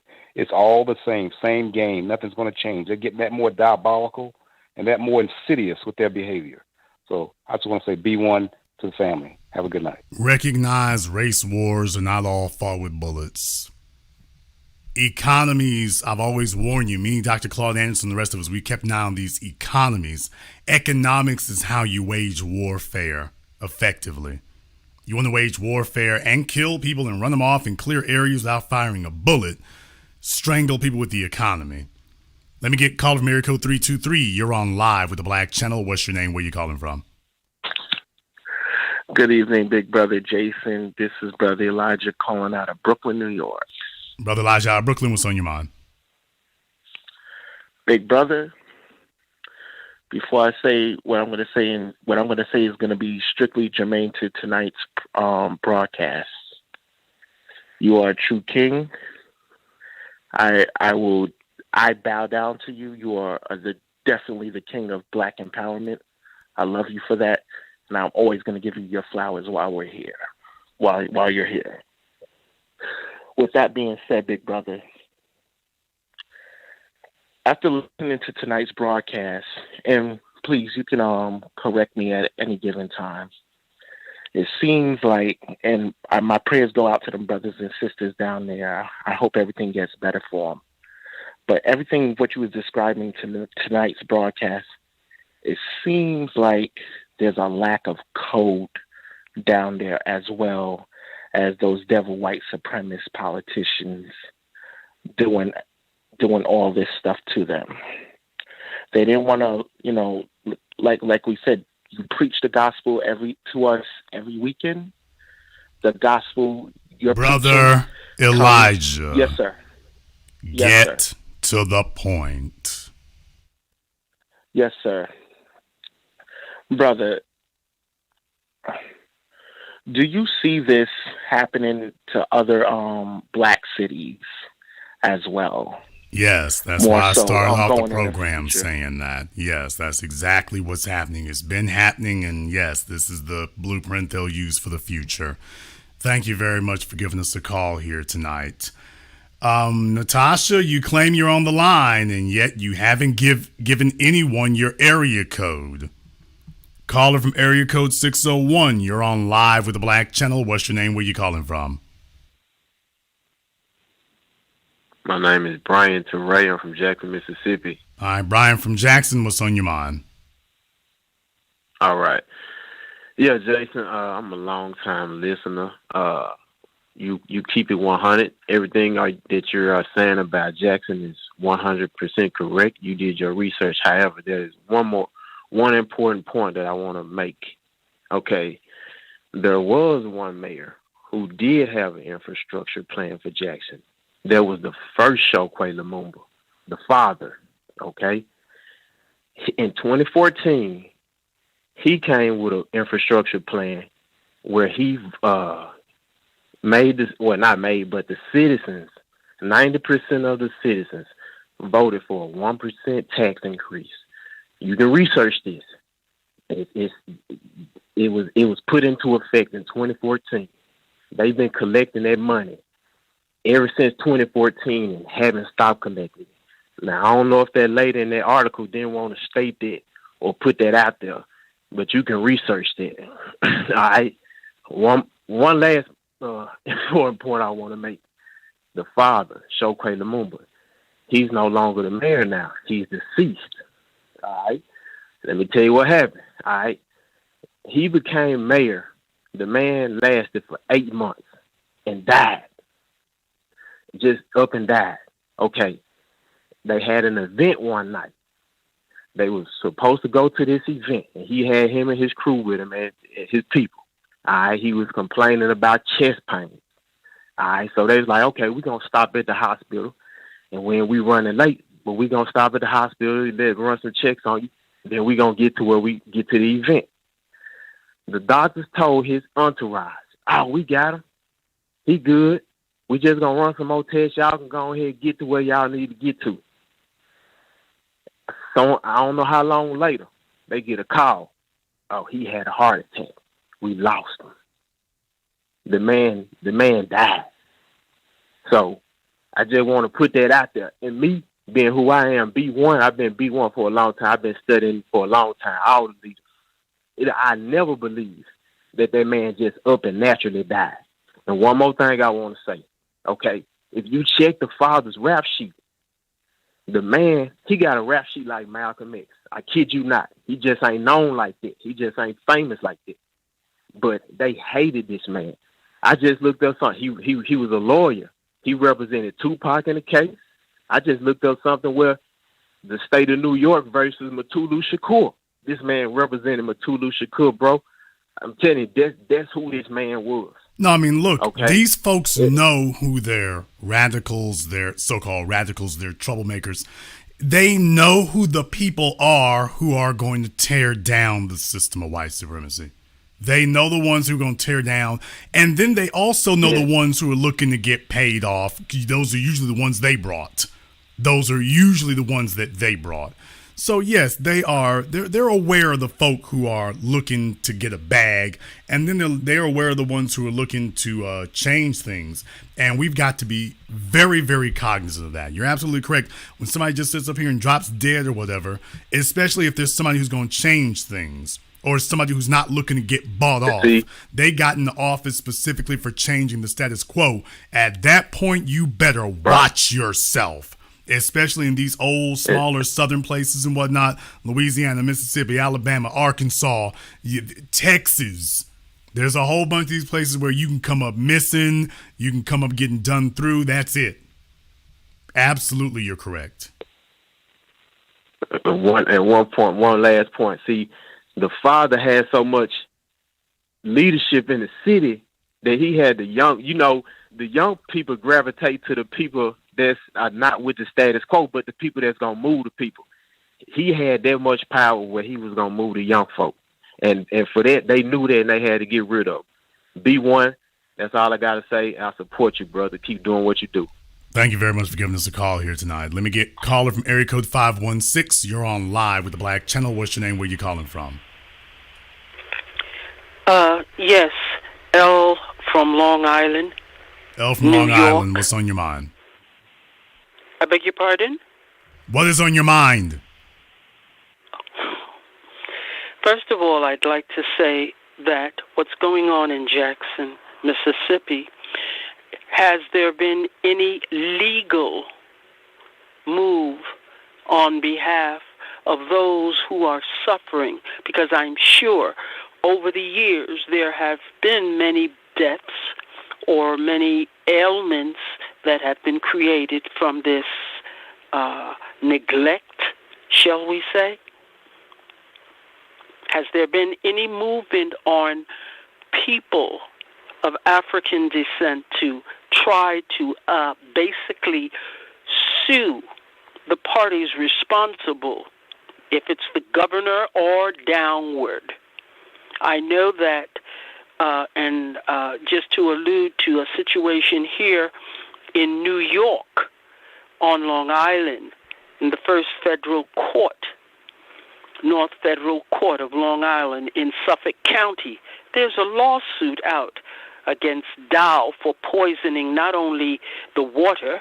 Okay, we covered this. We covered this also here before. You're talking about okay. You're not hearing very well. We covered all this before here, but you're talking about a corporate entity. There's a difference between trying to deal with a corporate entity, which is like you, a citizen, versus a government. This is an issue of the government of the state of Mississippi. And they actually can't be compelled to do any of these things. You got a situation right now where that's one of the other articles I was reading here. They're in full open rebellion about that because there's only so much you can do. There's only so much that they can do to them, even from the federal level. They can withhold funding, but that doesn't matter if they're not distributing the funding anyway. So as far as dealing with a corporate entity, that's one thing. Dealing with the state, that would be different. So I'm not sure if there are any. Okay, calm down.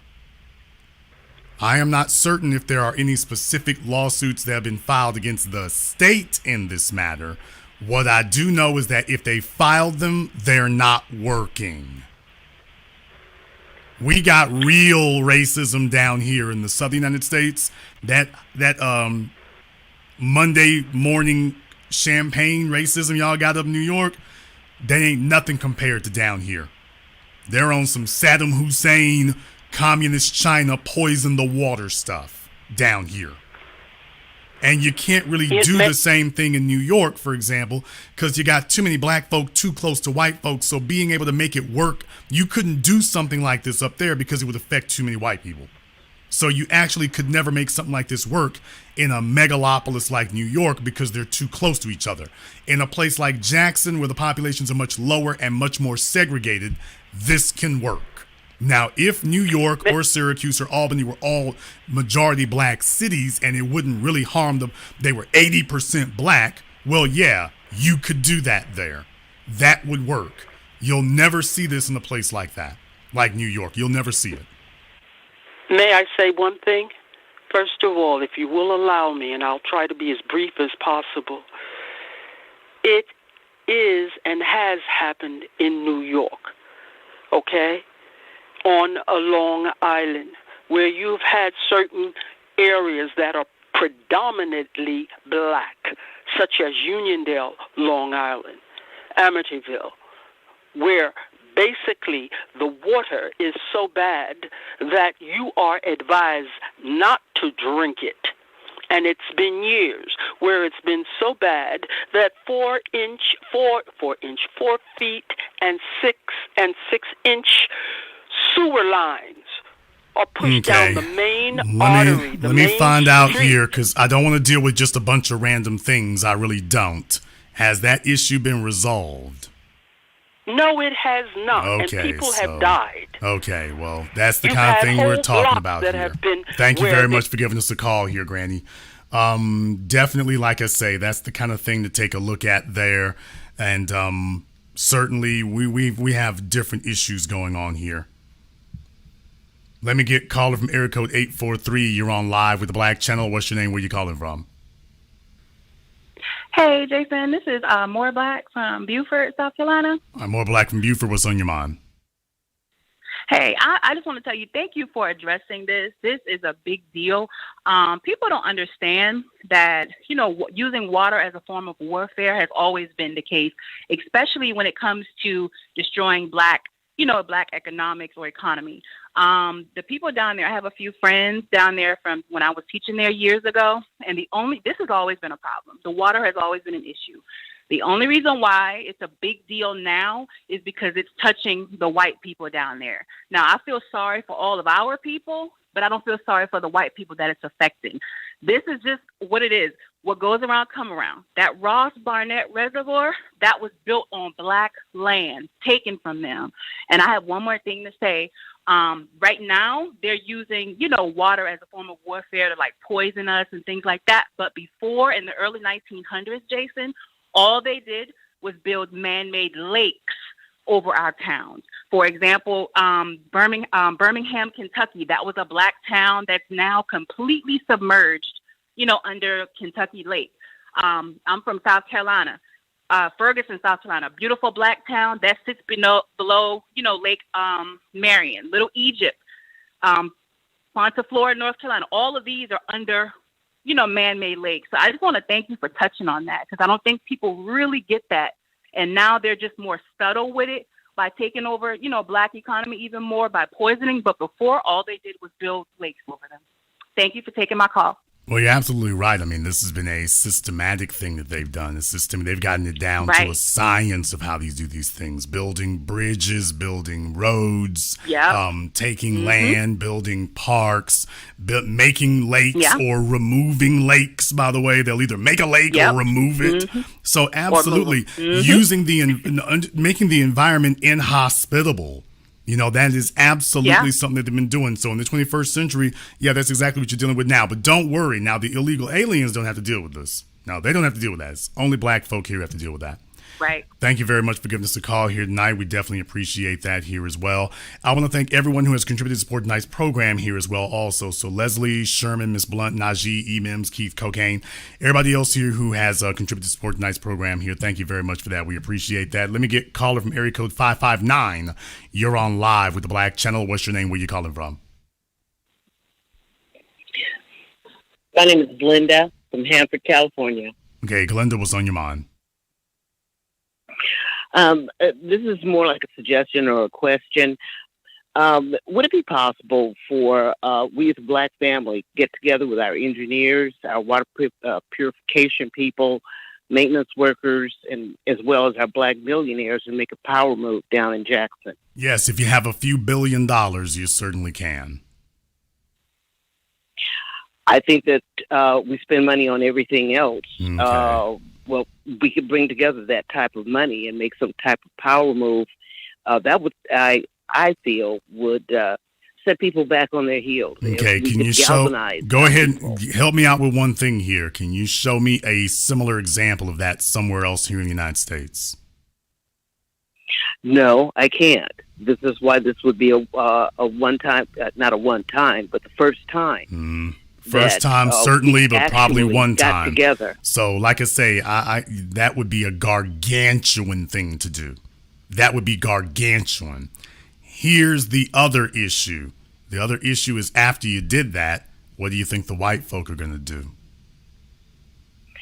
They're going to push back. No, not well. Even if they didn't push back, next thing you know, they're going to come back into the cities again, because that's what happened in Atlanta.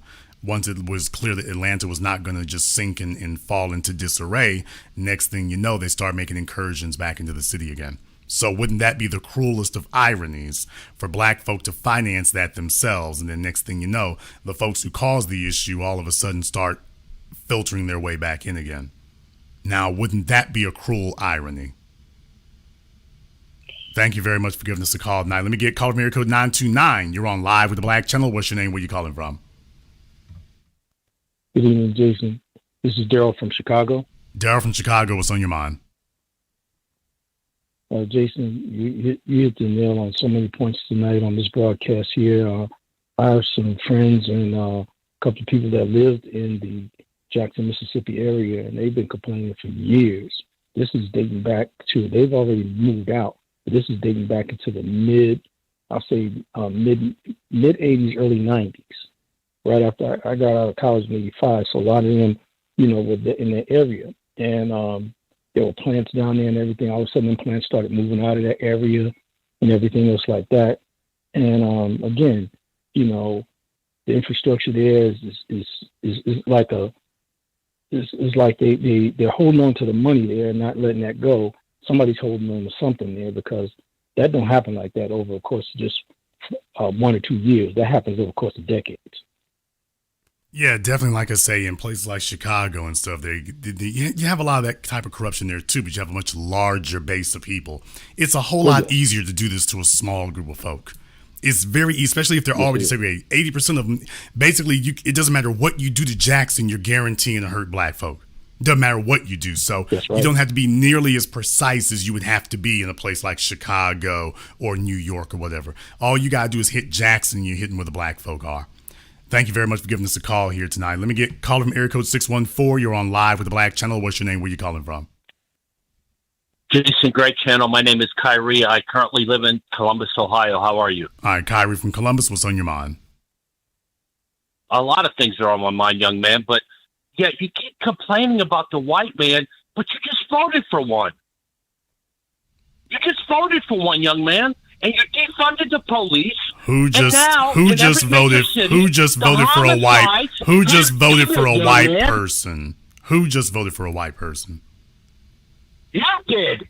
Who's the community did. who's the y'all? African community, the African culture voted, was conditioned to vote for this white man. Sir, there's no African. Now Sir, you're complaining. okay, sir, Jason, calm yourself down, sir. You're having an conniption fit. Calm yourself down. I know when you and your mom are rubbing each other's toes, it's kind of hard. The bath salts are kind of got you going there, but you need to calm down, okay? You're rambling like a lunatic here, so I don't know if you've been drinking or freebasing the water in Jackson, Mississippi, but you need to calm down, okay? This guy sounds like Harvey Wallbanger.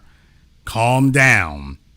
You sound like one of those MAGA nuts. And I'm like, okay, if you're going to have a MAGA mayo spaz out, I understand, but you have to calm yourself down. Now, do you think that you can calm yourself down enough, or do we need to get you some more opioids? I'm good, bro. I'm not a drug addict, my Okay. man. You sound like you sound like a stone cold crackhead. So I'm trying to help you by telling you calm down. You sound like a lunatic. Calm yourself down. It might not be easy. Get your Valium or whatever you take, but calm yourself down now.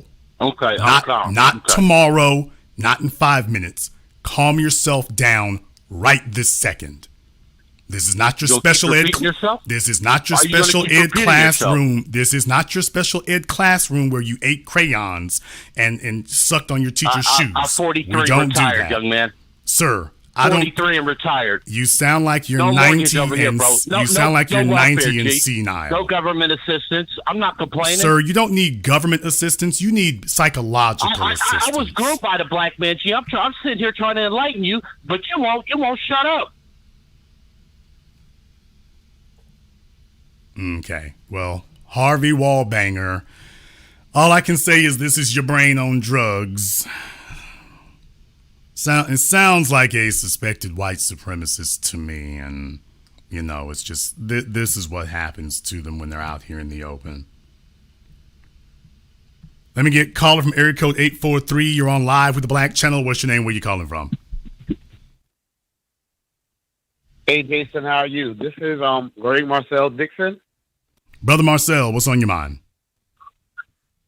I'm doing good, Jason. I just want to give a shout out to someone real quick with this awful issue that's happening in Mississippi. I didn't catch the beginning of your program, but I heard you say that you mentioned that it's happening in black towns and cities throughout this country. Right here in South Carolina, we have several: Denmark, Florence, Charleston. Those are just the ones we know of. But in Mississippi, in Jackson, there's this guy, his brother, who owns a company, and it's called MSN Distribution, and he's been providing like truckloads of clean artisan water for the people of Jackson, Mississippi. He took his own resources and started this company because he wanted to become bigger than Coke and Pepsi. I don't think he imagined he would have to be doing this, but he's doing it. I'm sure it's costing him personally, and I just want us to celebrate our people, like people celebrate you. I want us to celebrate our people while they are alive to smell the flowers. And that's it. So thank you. Thank you very much for checking in with us here. That's Brother Marcel calling us in here tonight. And definitely, like I say, the next step, of course, and we're going to get to that here in a few moments, but I'm going to take phone calls. However, if you have been instructed to give us a call, that was not a request. If you've been instructed to give us a call, you need to do that, or you'll be banned. Either one of those works fine. Caller from area code 601. You're on live with the Black Channel. What's your name? Where you calling from? Good evening, Jason.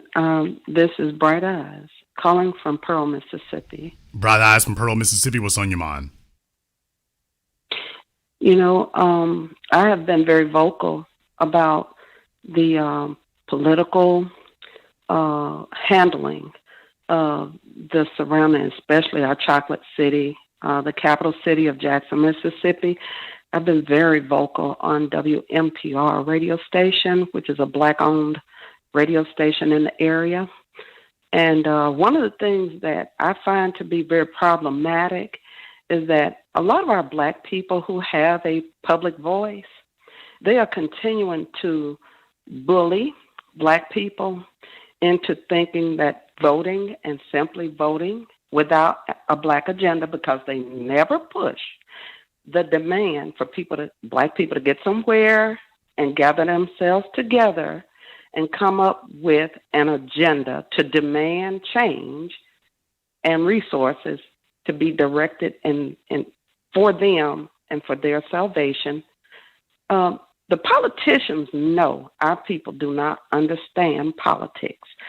Meritorious manumission that Dr. Claude Anderson speaks of is run rampant in Black politics in Jackson, and the great majority of our politicians are Black in this area, especially in the Jackson area.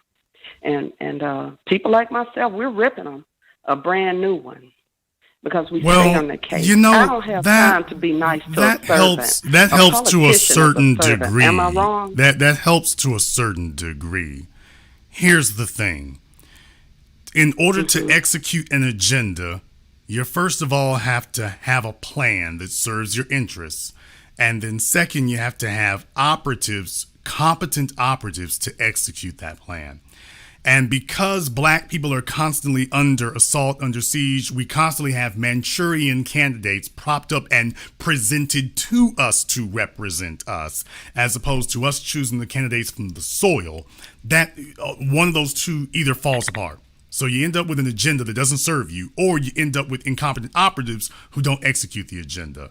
So those are really the two legs that an agenda has to have in order to work. Other than that, it doesn't work. So you're absolutely right to stay on their boots about that kind of thing. But if you're going to have an agenda, first and foremost, you have to have an idea of what you will be. Let me explain what that means. Take a look at a place like San Francisco. Now, 20 years ago, San Francisco was just a cool place to hang out, rice-a-roni, so on and so forth. But eventually, once the internet became a thing, they started seeing themselves as, well, you know, we can be an incubator for tech businesses. We can be an incubator for that. This is a place that those kind of folk want to live at, and will be an environment that welcomes that. That's called having an agenda. When I did my film Gentrified, next thing you know about Nashville, Tennessee, Davidson County, that's what the professor was talking about there, was that instead of trying to figure out how to fix the city or whatever, instead what you really want to do is you want to make sure that you have your city that caters to the population that you want there. That's really what you saw in Atlanta. You saw that happen in Atlanta in the mid-90s. Atlanta became, they talk about the Black Mecca, but what it really was that New York City was no longer the place that people wanted to go to for the entertainment business. Atlanta, you had a bunch of folks, some who left New York City, but Atlanta became a new hub for people wanting to get into the entertainment business without having to go to New York or Los Angeles. That was what Black folk did in Atlanta. That's called having an agenda. So not only but I think these are some of the discussions that we need to start having amongst us. Okay, slow down. Not done yet. We're having that discussion now.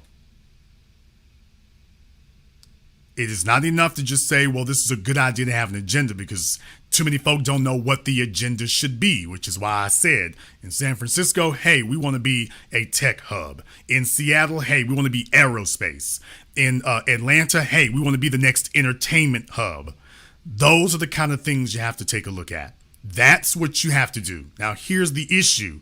It doesn't take 100,000 damn people to do that. That's the problem. So when I hear people, and they may mean well, but folks, we got to divorce ourselves of this fallacy. It doesn't take 100,000 people to, first of all, you will die if you are waiting for, quote, the majority of people to agree on something. Hell, you're probably going to die if you're waiting for a third of them to agree. You only need about 10 or 12 folk who are serious. And how do you know they're serious? because they came with a specific agenda, a specific set of skills to accomplish that agenda. Oh, yeah, and they brought backing.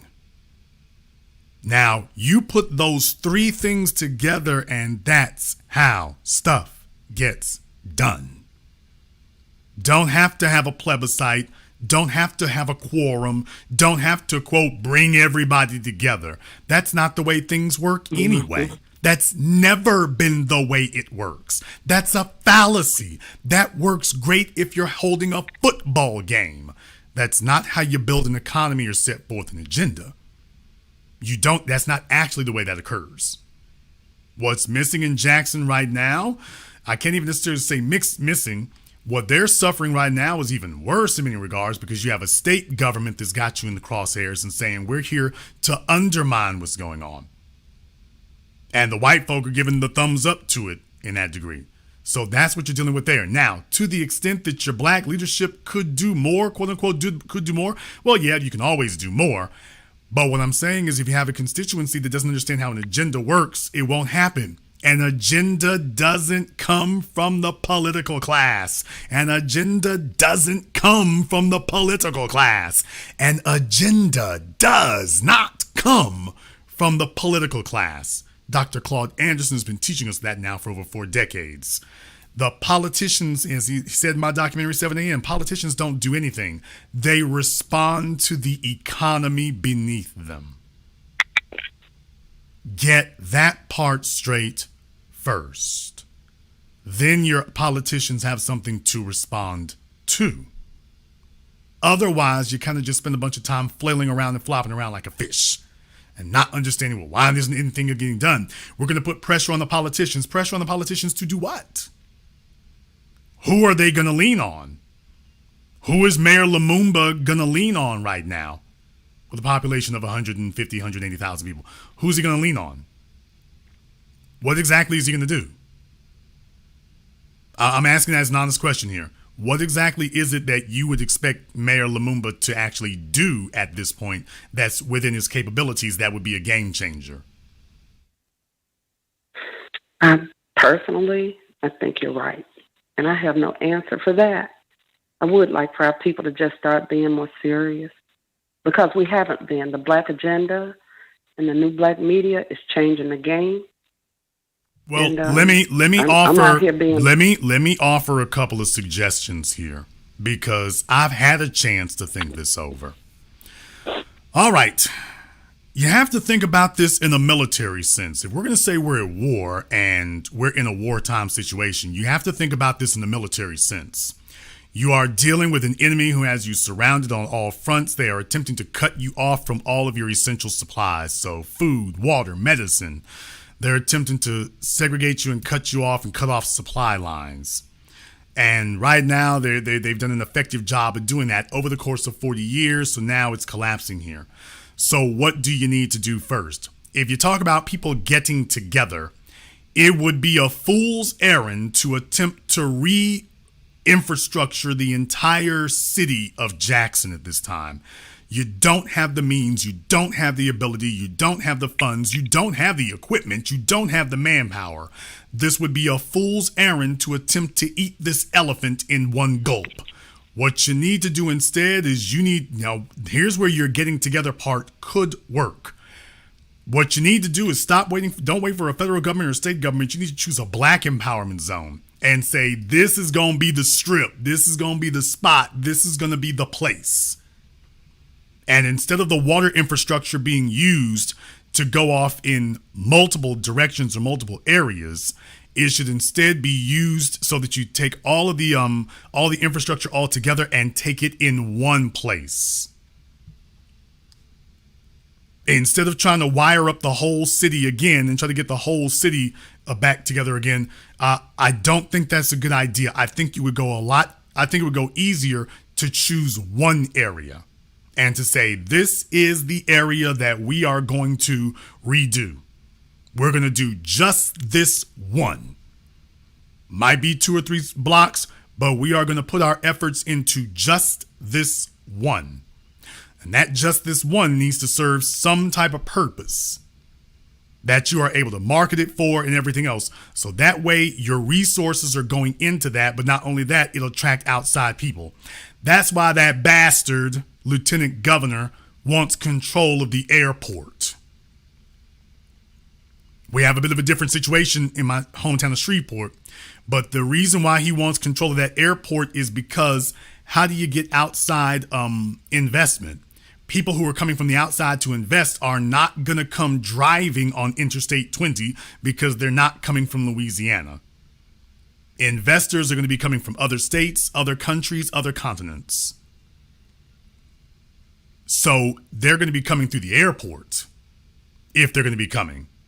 No wonder the lieutenant governor is like, yeah, they want to take control of the airport there. Yeah, they want it under their purview so it serves their purposes. But more what they really want to do is keep it out from under the control of black folk. So there's a reason that they want that so badly. You don't give up your airports. He wants that so badly because that's one of the gateways through which outside investment comes. But if you're going to start, you're not going to be able to rewire the whole city or institute this for the whole city. That's not going to occur.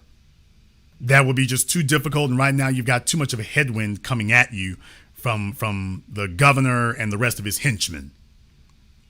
But what you can do is choose one area. Now that you can do. That won't cost $1 billion. You can at least choose to revitalize one area. And while that might seem to be incredibly unfair, and it absolutely is, this is war. More than anything else, when you say you need folk to get serious, what you mean is I need folks to understand we are at war. You have a sitting governor in the United States who is attempting to carry out the Articles of the Confederacy and the tenets of the cornerstone letter of Alexander Stephens. He's attempting to do that by saying that we are here to destroy the black population. We are here to destroy the black population and make it wither on the vine. We're not playing around. We're not joking. We're here to wipe you out. Yes, even you tell yourself, well, right here, they couldn't do that in the state capitol because they're here too. And the governor's like, yeah, we'll convene session about 3 weeks and then we're out of here. Because here's the thing I'm wondering here. How contaminated is the water at the state legislature? Is the water brown and contaminated in the Capitol building too? Absolutely not. Because that's the first question I had is, so they can't flush the toilets at the Capitol building? They're not able to do that? I'm just wondering if this is something affecting, quote unquote, the city of Jackson, then are they having the same troubles there, being able to get that to happen? The toilets don't work in the Capitol building? The water faucets are brown in the Capitol building? That's what's going on when they're bringing through their lobbyists and their corporate friends and flunkies? So everything's just screwed up at the Capitol building also, like it is in the rest of the city? I find that difficult to believe. I find it difficult to believe that when you turn on the taps in the governor's office or in the Senate Majority Leader's office or the House office, I find it hard to believe that it's coming out brown and black there too. I find it hard to believe it's coming out rust-colored there too and all cloudy. I find that hard to believe that those are the circumstances. And I could be wrong. But I find that difficult to believe that that's what they're dealing with there. So they're already letting you know that exactly what I'm saying. Oh, they're way ahead of you. That's exactly how they were able to do this. They were able to do this specifically because, yeah, they what Jason's talking about. Oh, we put this in place a whole long time ago. Yeah, that's at the Capitol building. Yeah, we're not worried about that. We already focused on ourselves.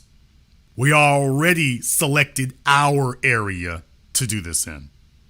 We already did that. So think about that for a few moments.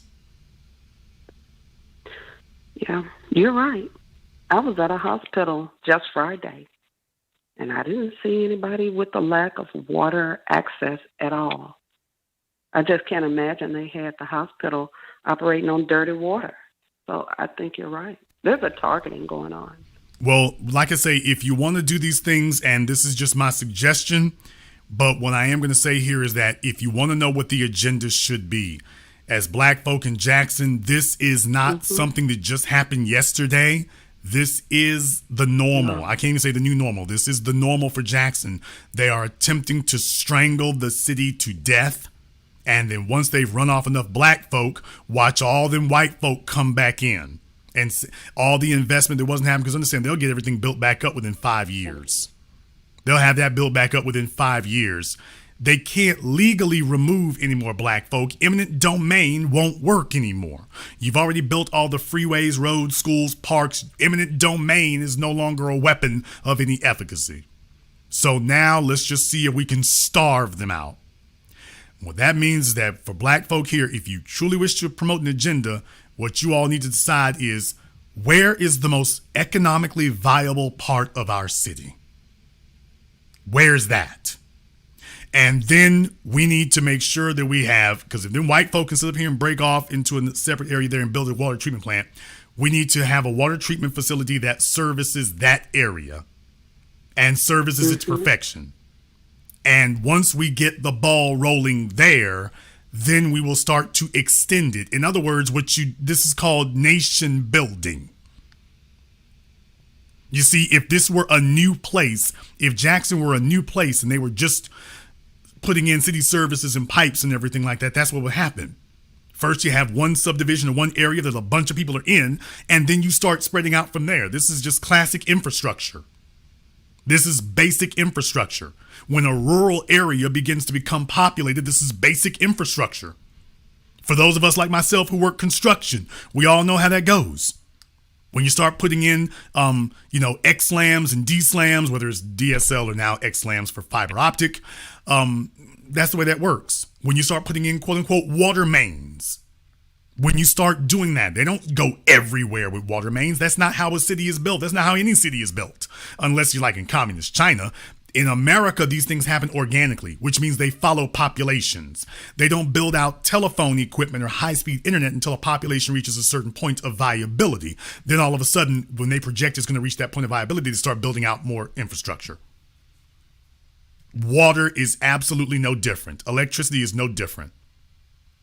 So if you really want that to work, if you're going to stand on the necks about that, this is going to be a difficult thing for some people. But you're at war. If you want to have that get-together moment next time you go on the radio, ask a simple question. What is the most economically viable part of our city? The part of our city where clean water and everything else generates the most economic activity. And then the plan needs to be, okay, we got to get that straightened out first. Let them be the place we concentrate on first. That gives us a central hub, and then we can start spreading out from there. That is my recommendation. That makes it easy for banks, financial institutions. That's something they can wrap their heads around. When you show a central area where there's economic activity buzzing and concentrated, where they know that it will be competently overseen, that's the kind of thing that gets investors and bankers and central planners to look at that. That's the way it happens everywhere. Now it's time for Jackson. And this is a great opportunity for that to occur. I'm very glad Neon Dion is still down there and everything. That's great to have. Focus on what is your most economically viable part of town, and that one needs to get piped up first. The legislature is waiting for everybody to get bogged down into, okay, what do we got to do to repipe up the whole place? What they wouldn't be expecting is that you all would say, you know what? We're going to just choose one area. Well, yeah, there's other folks who will do without. They're doing without now. Now, there's the crazy part. By the way, they're doing without now. So they're threatening you with something that's already happening. It wouldn't be fair. These other folks wouldn't get in. They're not getting it now.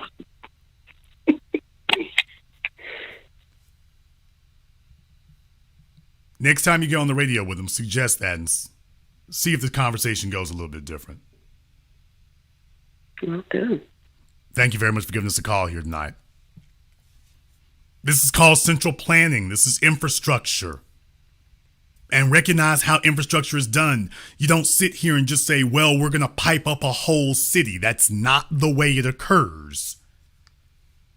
These things occur organically. And because you're all coming along, and we are, myself included, we're coming along decades or even centuries later, you didn't recognize that when these things expanded out organically, nobody sat down and said, okay, we're going to build the city of Dallas and we're going to build all these other places, Plano, Irving, Richardson, Addison, Mesquite, Grapevine, Fort Worth. We're going to build all these around DeSoto. We're going to build all this around it. Nobody said that. Nobody said that. It just started in one place and in another. And as populations were coming in, it just organically begins to build out. And now you have situations where cities plan out 10, 20 years in advance. But the bottom line is that's not really the way nobody sits down and says, okay, here's the 20-year plan for a blank slate of land.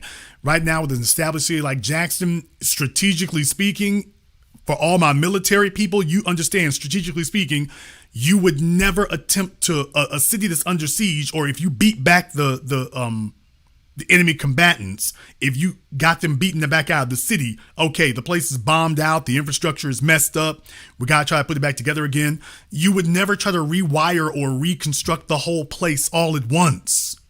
For those of you in the military, you would never do that. For those of you who are construction contractors who have dealt with disaster areas, they don't do that.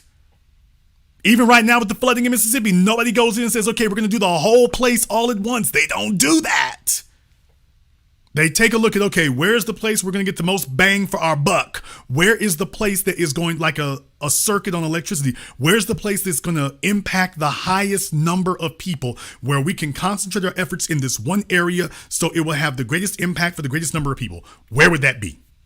And that's the question you would ask. Now, here's my thing. So often we elect individuals who are either clueless about this or might actually be against it.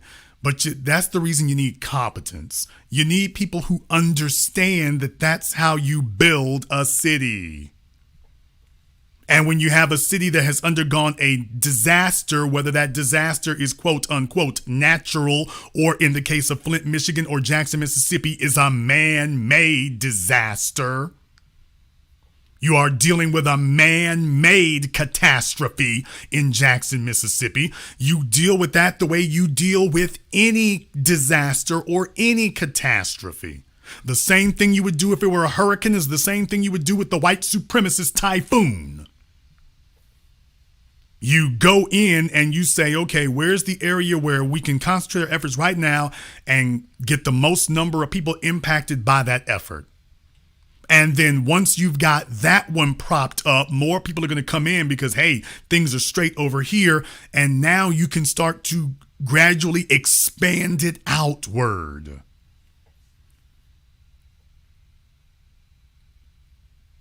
But the old African proverb is right. You eat the elephant one bite at a time. Don't try to swallow that son of a gun all at once. Caller from area code 570. You're on live with the Black Channel. What's your name? Where you calling from?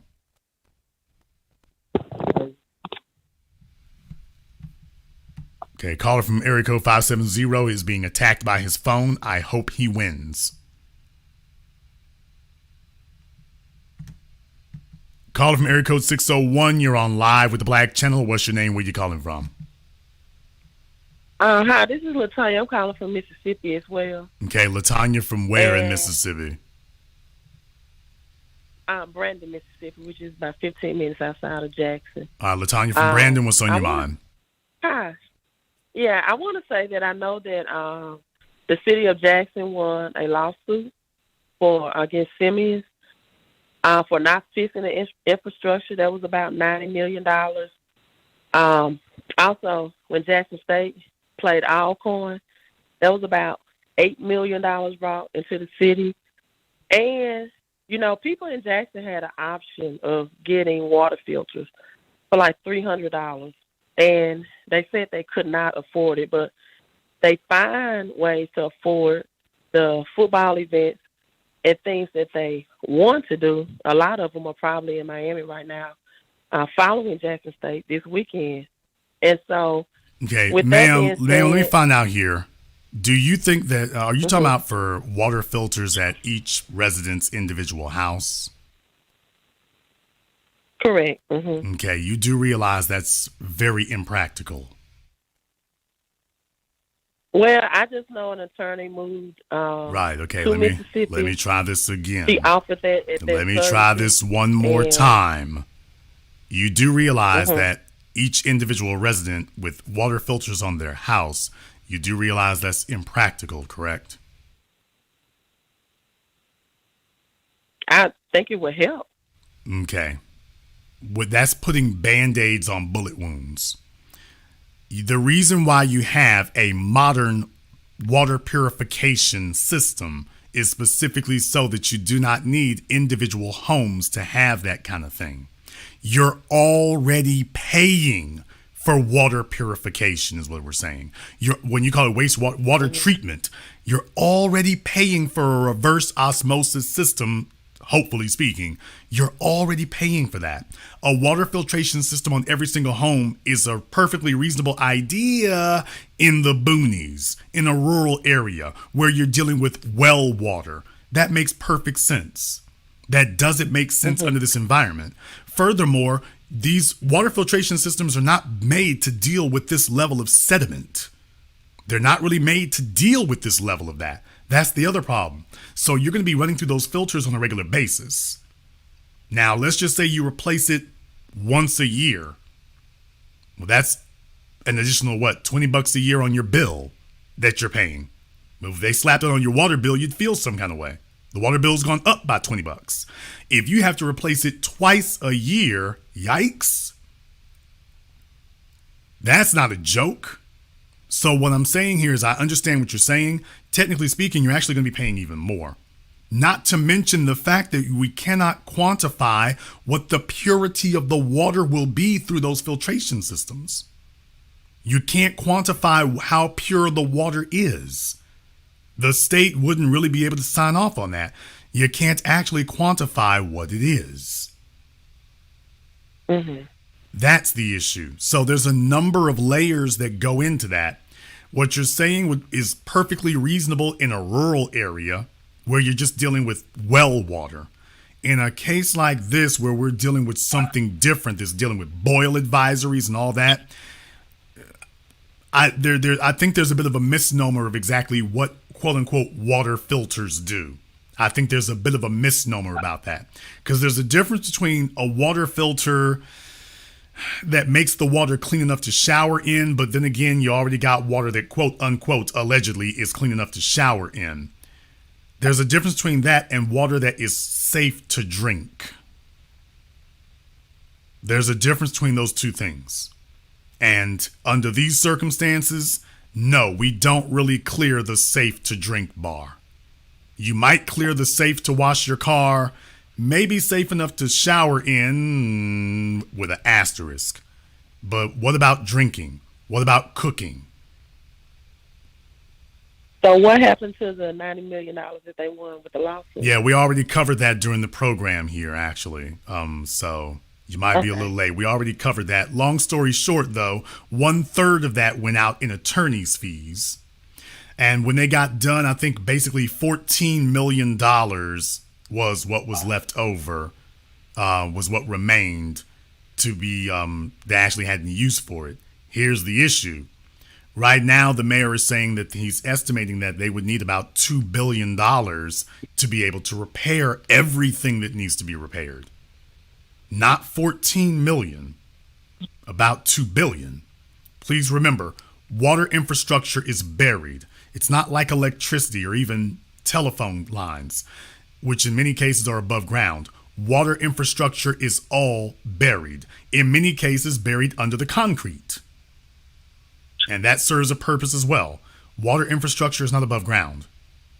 So with that being the case, this is actually going to be a significant expense. It's one, because when you're building a city, nobody builds a city with the idea that the city is going to be strapped for cash with a population that falls. They're specifically building out the infrastructure because there are more people coming in to feed the tax base, which finances the infrastructure build out. So if you had a population of 200,000 people before now, and you got a population of 150,000, you've lost 25% of your economic base. 25%. Now you were what you were paying for before at 100%. You've now lost 25% of it. Add to that the fact that many of those people are impoverished. You could have lost as much as 50% of your financing. So all the money that went in before to build it, you're now lacking it to the tune of 50%. Then add to that the chicanery from the state. So what you're saying about filters and stuff, like I say, it's the money that came from Siemens. $90 million was really just, I think that was for redoing the water meters and stuff.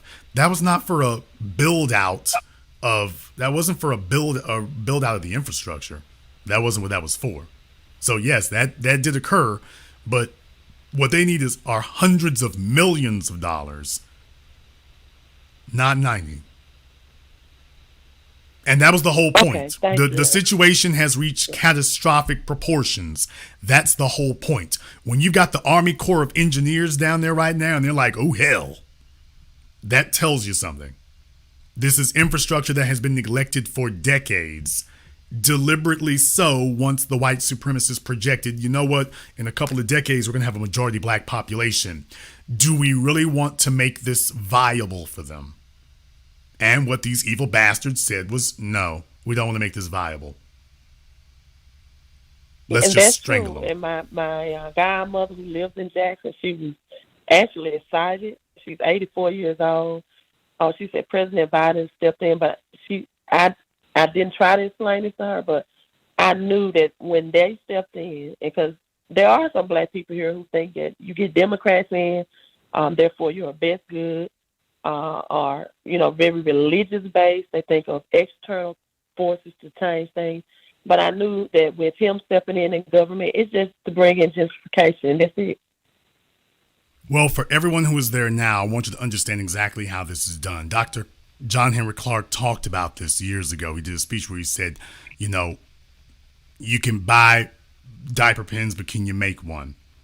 And you're going to have to be able to start nation building. And we have black folk who understand these things. But if you really want to get to a united effort on that, it's going to take with folks who understand it. But number two, for folks who will cooperate on how it needs to be done. And when you're in a state of warfare, you're going to have to understand that we can't take care of everything at once.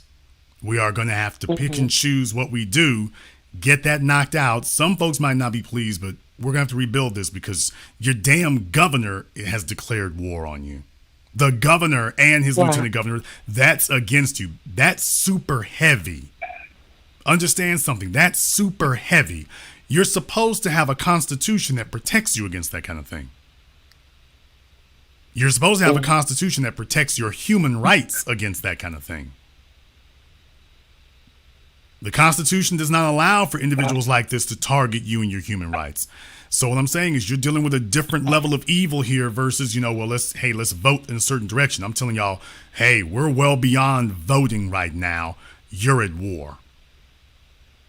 And you need billions of investment, not millions. They've let it deteriorate to the point that you need billions. I'm saying you're not going to get billions, but those millions would work. 14 million would work if you choose one area to put it in.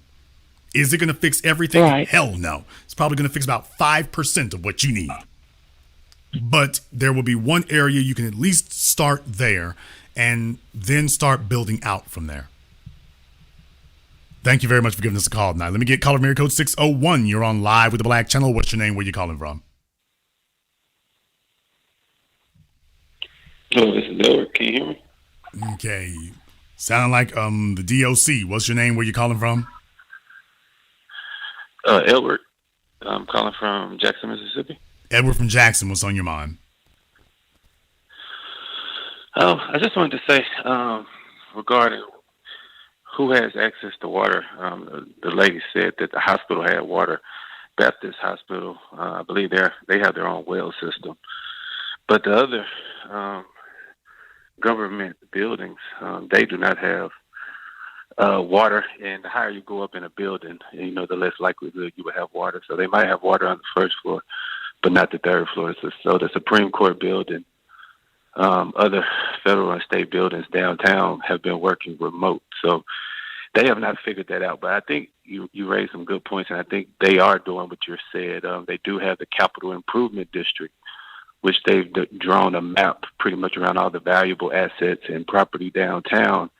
And, they have the Capitol Police. So they're now policing, the area they're interested in. And, they also wanted to get a judge so they wouldn't have to go through Hines County judges, but they could, the governor could appoint a judge. So you could be arrested by a Capitol Police and then also be sentenced by one. So I think everything you're saying is great. And I think they're in their plan of executing, carving out what part of Jackson they want. And, the undesirable ones, I'm pretty sure they'll, probably not get the pipes like you're saying.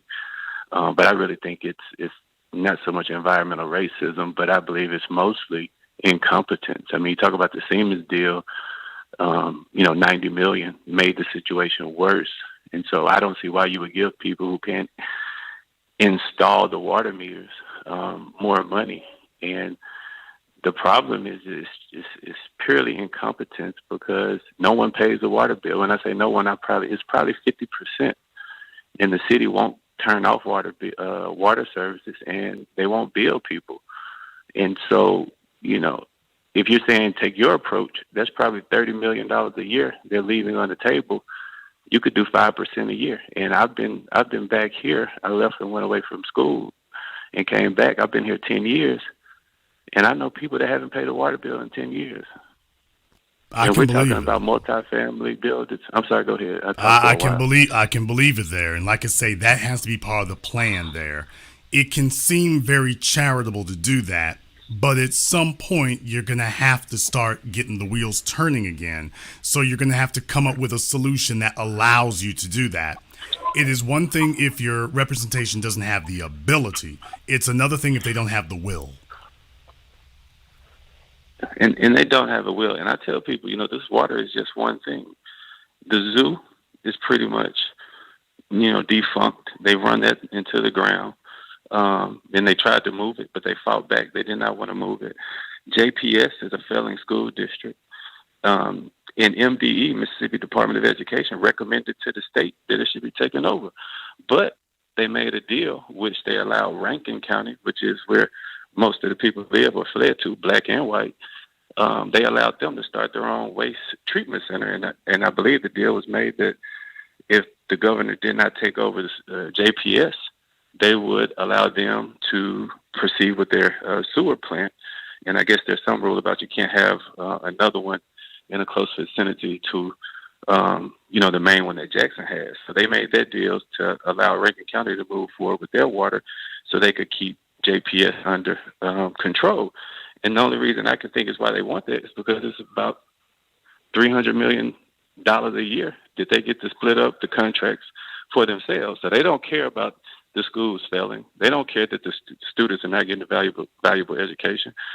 All they want to do is blame someone for why the job is not getting done. And I don't know if you've read that opinion by Judge Reeves that just came down. He put the Hines County Jail in receivership. And he said all of the leaders are pointing the finger to another organization on why things are not going well. And my biggest disappointment is Mississippi has probably, percentage-wise, more black elected officials than any other state. And it goes back to what you said. I learned a lot listening to you. You cannot depend on the politics because we have more black elected officials, and we've done nothing with it. We've not improved our lives.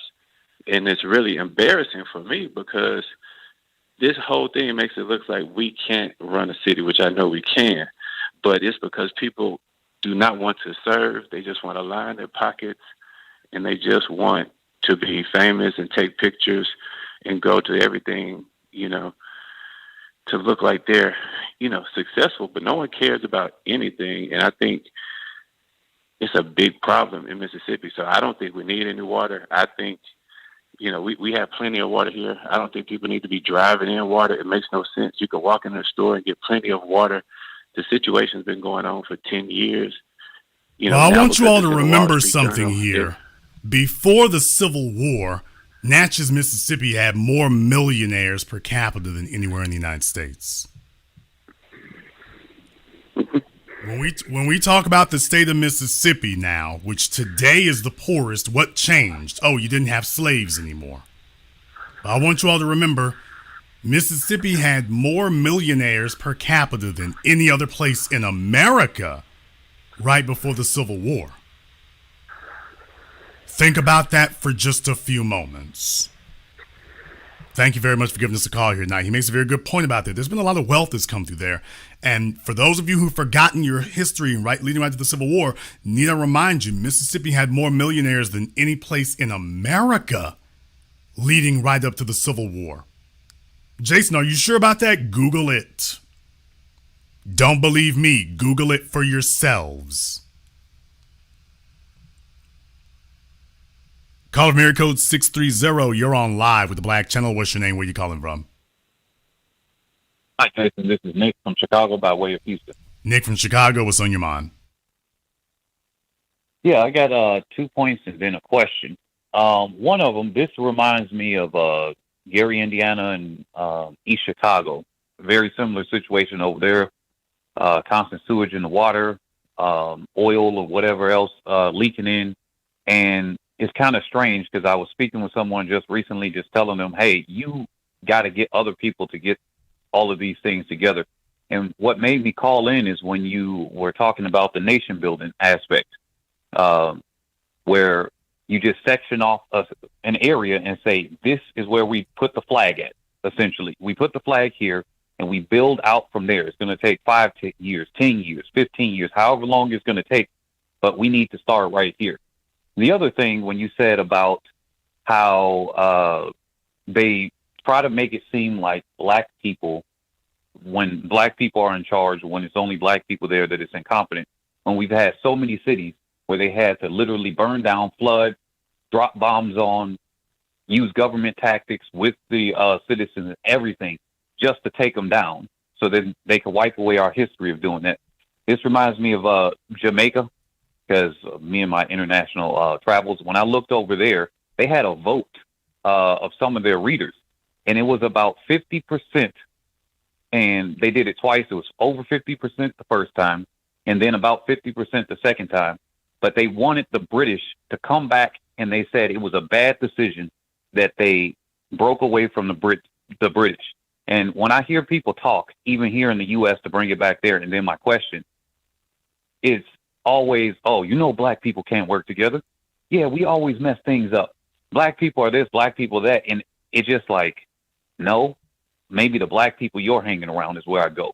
So my question to you is, how do we turn that around, one, and then two, in the situation like Mississippi or other locations, if we're going to plant the flag, is it going to have to be somebody that's not from Mississippi to come in and force the people? Because the people have been there for the last 20, 30 years. It will take somebody from outside of Mississippi. And the reason for that is because Mississippi doesn't have a black aristocracy.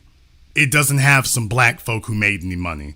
Mississippi has basically been a place where, you know, even most of the white folk don't have money like that, but the black folk don't have anything really to speak of. So it's not like you have any black bourgeoisie in Mississippi like that. You got that in places like New York and D.C. and Atlanta and St. Louis and Dallas. Mississippi is different in that regard. You have a whole state full of black folk. The school system is not so great. You have a whole state full of that.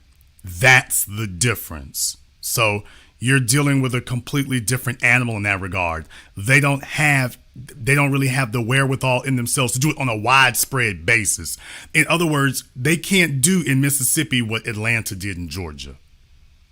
They're not going to be able to do that. Hell, they can't do in Mississippi what black folk did in DeSoto, Texas. It doesn't allow for that. Then you add to that the damn governor is openly fighting against them too. You don't have that. So yes, it would have to come from outside. It would have to.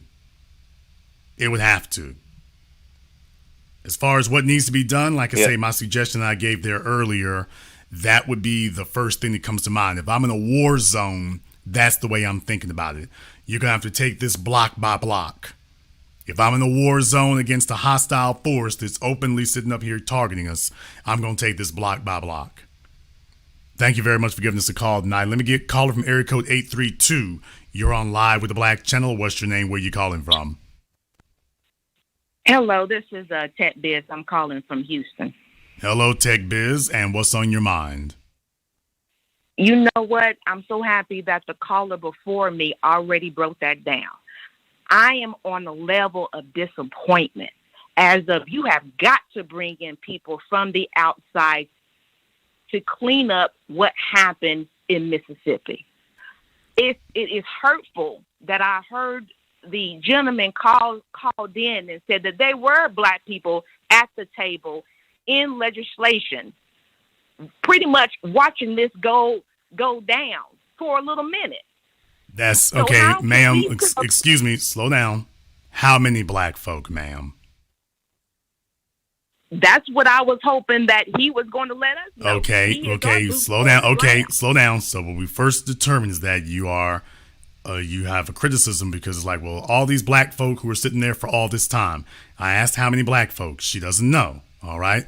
How much time were these Black people sitting and watching?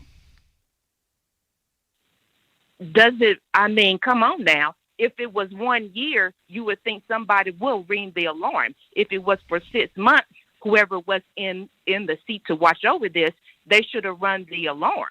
Ma'am, the alarm has been getting rung for a while now, ma'am. I covered that at the beginning of the program. The alarm has been getting rung for a while.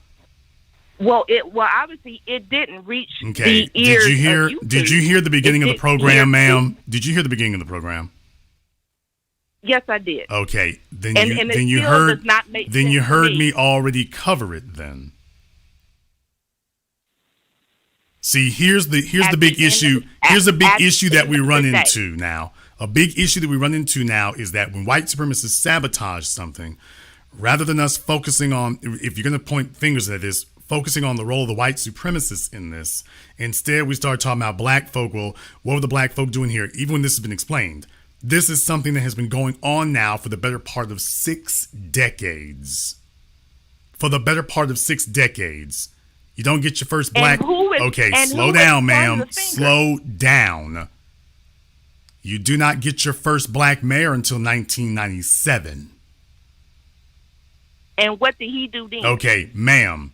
You do not get your first Black mayor until 1997 with a city population that, ma'am, listen and be quiet. I'm trying to teach you something. You do not get your first, ma'am, you do not get your first Black mayor until 1997 with a population that had been falling for the previous 17 years. By the time he shows up, this thing is already off and going. This is called math, ma'am. It's called mathematics. I'm waiting for you to finally say that the Black people who was there, the Black men who were supposed to be there, did not take control of the situation when they saw it was falling on day one. Ma'am, how many Black, first of all, I don't know if they were Black, ma'am, I don't know if they were Black men, ma'am, I don't know if they were Black men or not, ma'am. When that happened. Ma'am, I don't know, ma'am, I don't know. Are you in Jackson, Mississippi? Ma'am, are you in Jackson, Mississippi? Because you said you're from Houston. At the time that the Black people was there. Okay, you said Black men, so I'm detecting some feminine energy here, ma'am. What was the makeup? What was the makeup, ma'am? What was the makeup of the government, ma'am? What was the makeup of the government, ma'am? What was the makeup of the Jackson City government at that time, racially? Where was the Black men at? Ma'am, you don't know. Okay, ma'am, you can't criticize them if you don't know. Were they up in their house waiting for the white man to do it? Ma'am, what was the racial makeup of the Jackson City government? Say yes or no. Ma'am, be quiet. Okay, folks, this is what happens. You have to take care of the water system. Now you have to understand. This is what happens when bedwench energy kind of goes off the rails there. Some people really hate their fathers. What I'm saying, folks, is that if you hate your dad, that's a personal issue. Hating your father, hating black men, she's looking for Zaddy to come sailing in to save something. This is a sick, degenerate mindset. She's like, ain't no white folks the problem here. We really need to focus on everybody. What about, we're talking about the white supremacists who started it. Ain't no white folk did nothing right there. Way out. The white folk who've been running Jackson for over 100 years. You had your first black mayor in 1997. That doesn't tell us anything about the makeup of the city council. Does he have a city council that he can work with? Well, the issue is, Jason, my daddy was no good. Ma'am, I'm going to make a suggestion. Go write a letter to your father and forgive him for what he did. My father is dead. And okay, my father would not ma'am, let you need to go write a letter to your father neighborhood and tell him that you forgive him for what he did, okay? You need to write a letter to your dad and tell him that you forgive him, okay? That's what you need to do. Also, you need to seek therapy. Because for you to be this irrational and this emotionally unhinged, that you've taken a story about water in Jackson, which was explained ad nauseum, and then try to pull this into, well, here's the real thing. You got to understand what it is. Good white folks run this. Okay. See, the problem is that you didn't let the good white folks run stuff. Okay, that's a sickness. That's an illness. Yes, ma'am. She needs therapy and a lobotomy. Can we crowdfund that? Can we crowdfund that, by the way? Can anybody see about crowdfunding a lobotomy for her? And her struggle stream channel, by the way. Can somebody see about getting a lobotomy for her and her struggle stream channel? By the way, yeah, she does have the bunny ruckus dried out woolly mammoth hair, by the way. She got a little struggle stream. She's trying to do a little struggle stream YouTube channel, so she's got the dried out bunny ruckus hair. No, I'm sitting here looking at it. It's offending my eyes. So, yeah. And she sounds like she about 60. So she has set up here and put on some filter on this thing. Now with the video of her, she looked like she about 60. Her YouTube pictures though, she's photoshopped them to the point that she looks like an anime character. So there's no lines on her face, but in her videos, she looked like she about 60. So her thumbnail images look like she about 20, but her videos look like she's about 60, which matches up with her voice. No wonder she hates black men. Ain't nobody choosing her. Ma'am, do you think that criticizing and making up crap about Jackson is gonna get you chose? Is that what you think is gonna happen?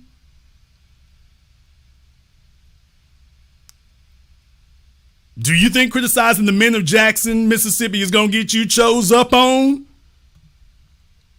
Do yourself a favor. Go by one of the senior citizens' homes in Houston and see if you can get you a senior citizen Mag Daddy. But leave Jackson out of your man issues, okay? Leave Jackson out of your relationship issues. Caller from area code 601. You're on live with the Black Channel. What's your name? Where you calling from? Yo. Okay. Hello. Some of these folks out here are paying attention some of the time. Caller from area code 443. You're on live with the Black Channel. What's your name? Where you calling from? Yeah, good evening, Jason. This is Immigrant B1 from Fort Gordon, Georgia. Immigrant B1 from Fort Gordon. What's on your mind? Yeah, so the first thing I want to say is my heart goes out to the guys in Jackson because what has happened to them, obviously, is not something I would want to happen to any black group anywhere.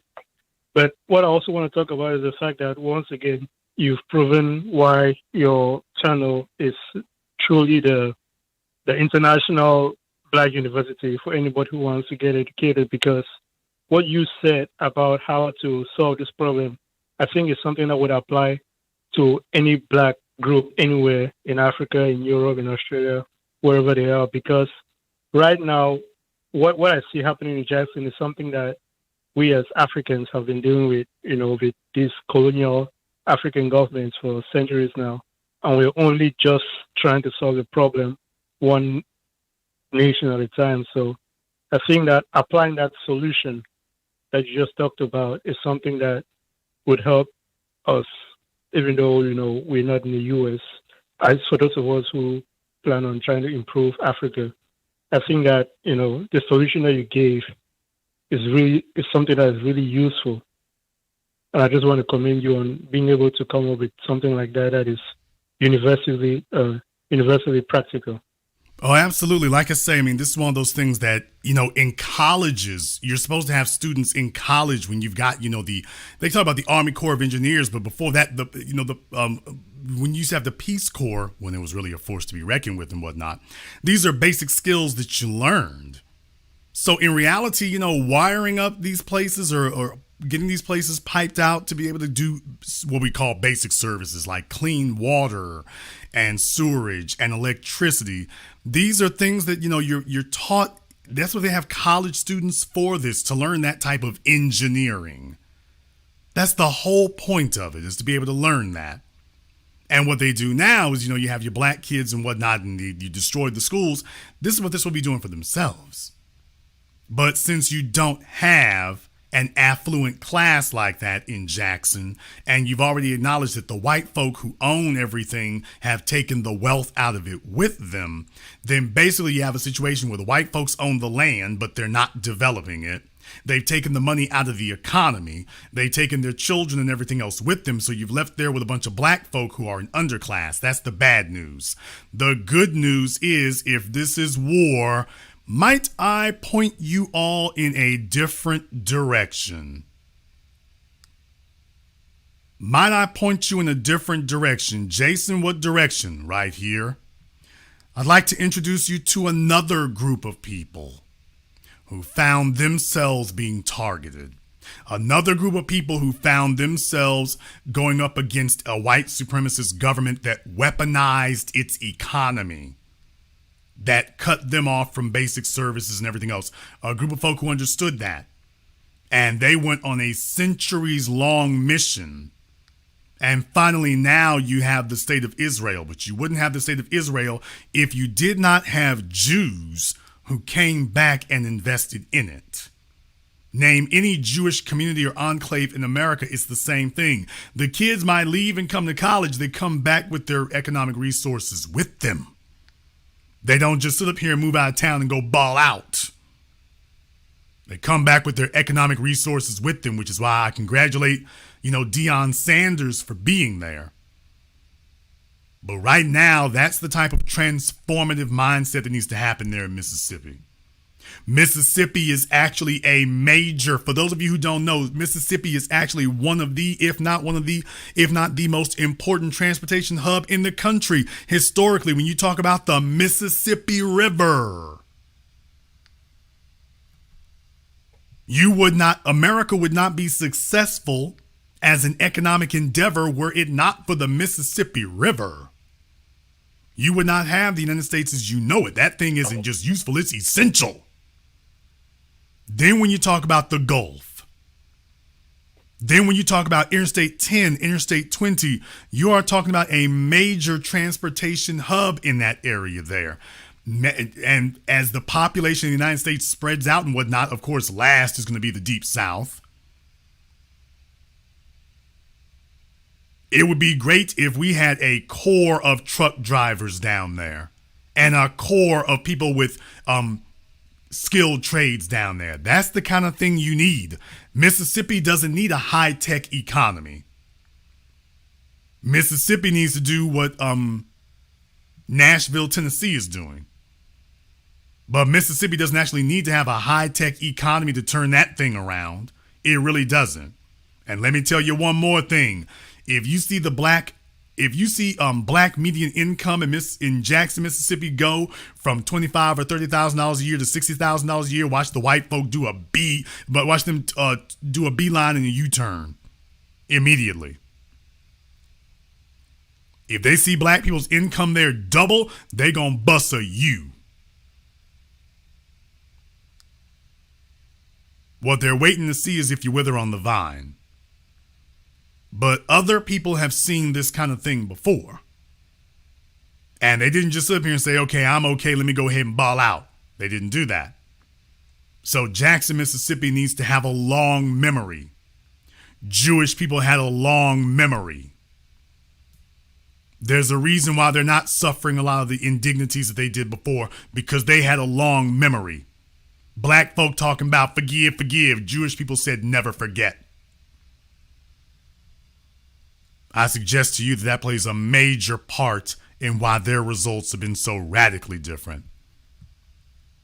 Thank you very much for giving us a call tonight. Let me get caller from area code 412. You're on live with the Black Channel. What's your name? Where are you calling from? Good evening, Jason. My name is Robert. I'm calling from Pittsburgh, Pennsylvania. And what you have said has been so on point and is necessary for us. Is if people would just subscribe to the logic that you're presenting, it would bode good for us. Mississippi, as you say, the Mississippi River is the major tributary in this country. And keep in mind, which you probably know, that the Ohio and Allegheny River in Pittsburgh feeds into the Mississippi. And at one time, probably still is, the point in Pittsburgh was the highest inland water traffic in the world. So that's how essential that is. And with all the melanated people in Mississippi right now, if they can organize and get themselves together per some of the suggestions that you made and Dr. Claude Anderson, it would bode well for us. We're tragically in a position as a result of non-collective economics. We enable groups to weaponize everything, including utilities, against us. So that has to stop.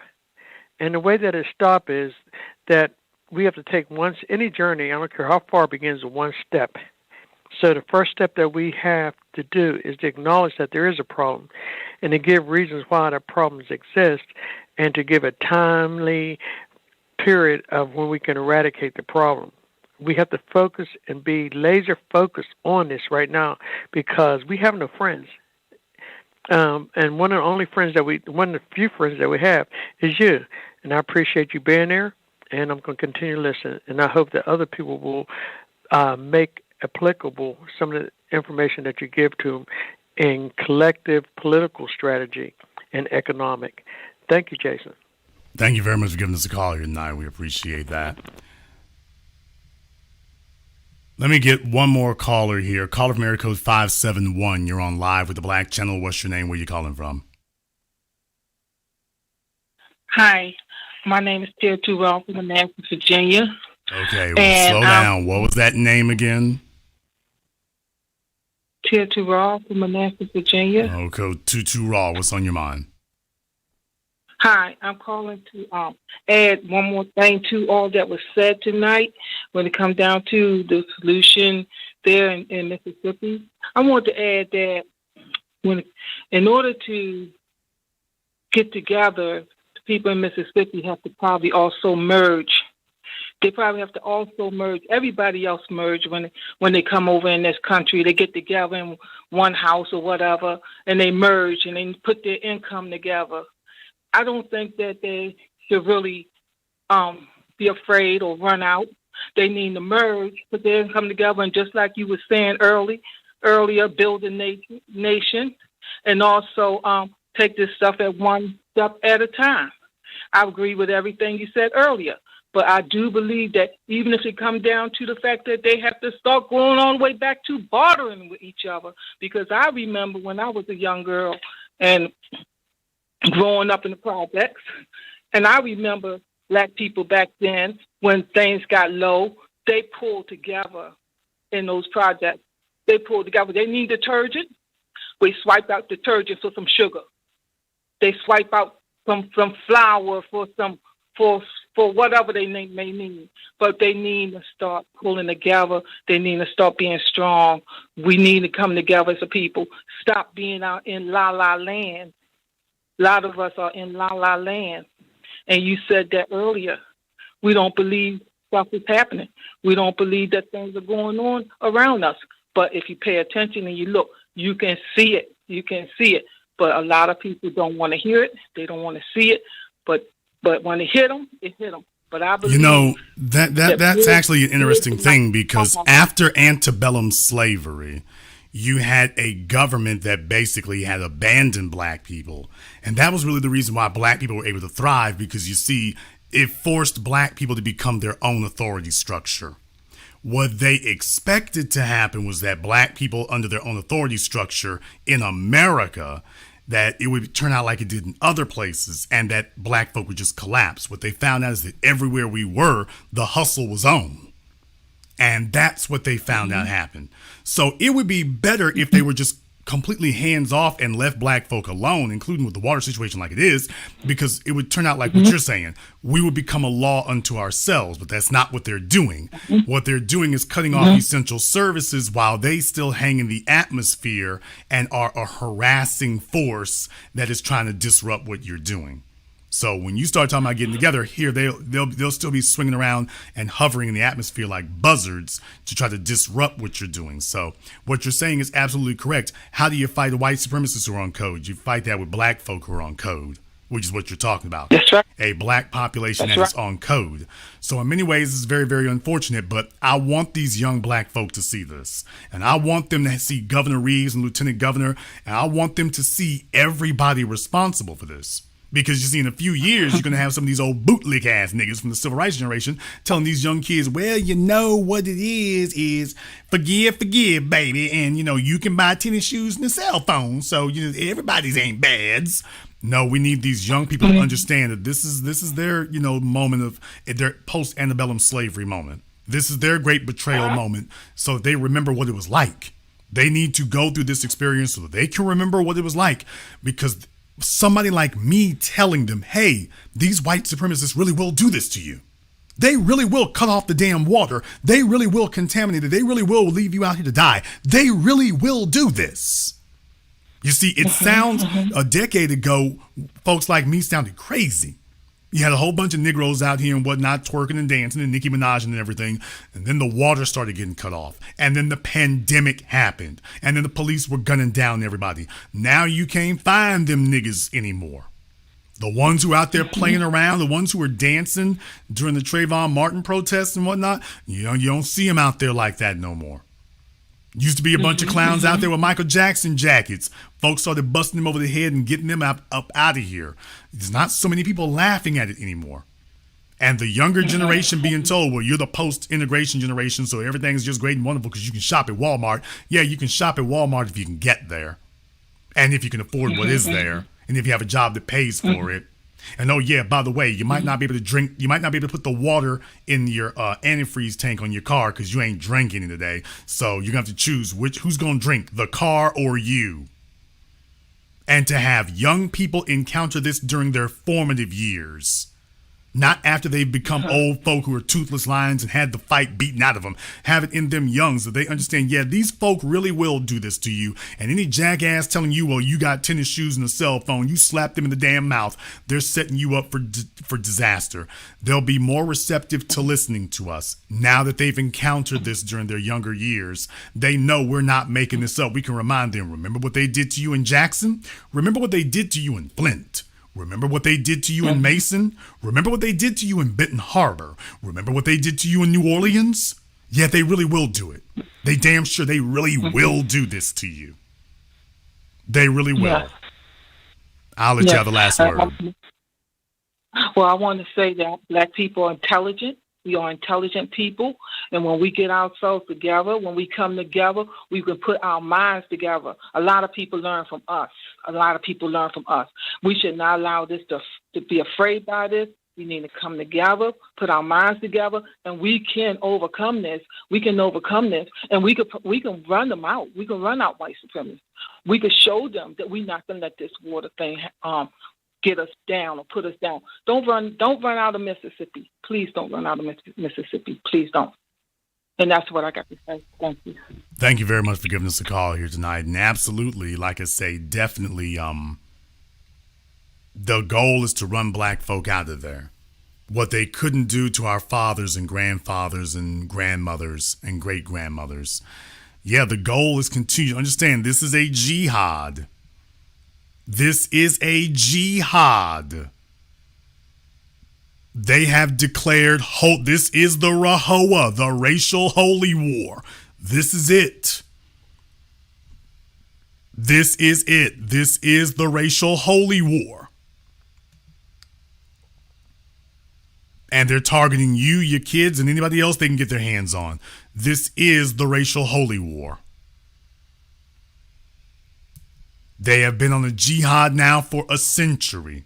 And as their numbers go down, they would rather see the state of Mississippi have a population of 1,000 white folk, as long as they run it, than to see a prosperous international state that leads the world if they can't run it. Because as far as they're concerned, what good is it if we ain't running it? I convened tonight's program to let you know this is racial warfare. This is a war. You need to start viewing it as such. It's not a game. It's not a joke. This is war.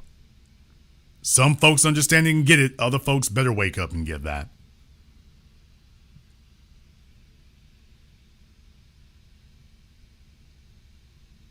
In the chat room there, you're absolutely right, Night Riders.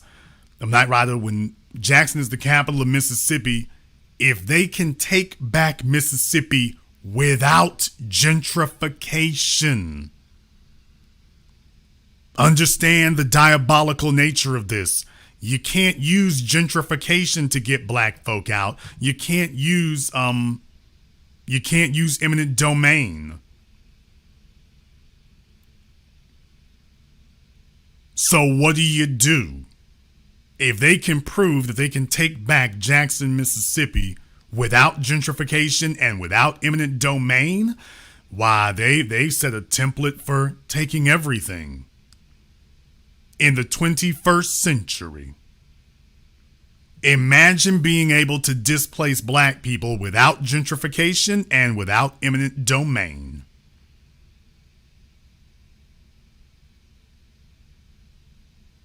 Sundown town, you have now implemented a strategy for a sundown state. And you'll see that spread everywhere. While Joe Biden is sitting there twiddling his thumbs, well, we got to give water to the illegals now. We got to take care of that. And Kamala Harris will be sitting there in the back pouting at the vice president's chair. Damn them niggas. Recognize what you're up against. To everybody who's listening here right now, definitely if you're in that area, there, you definitely want to do what you can for your people in that regard. Make sure your folks are good.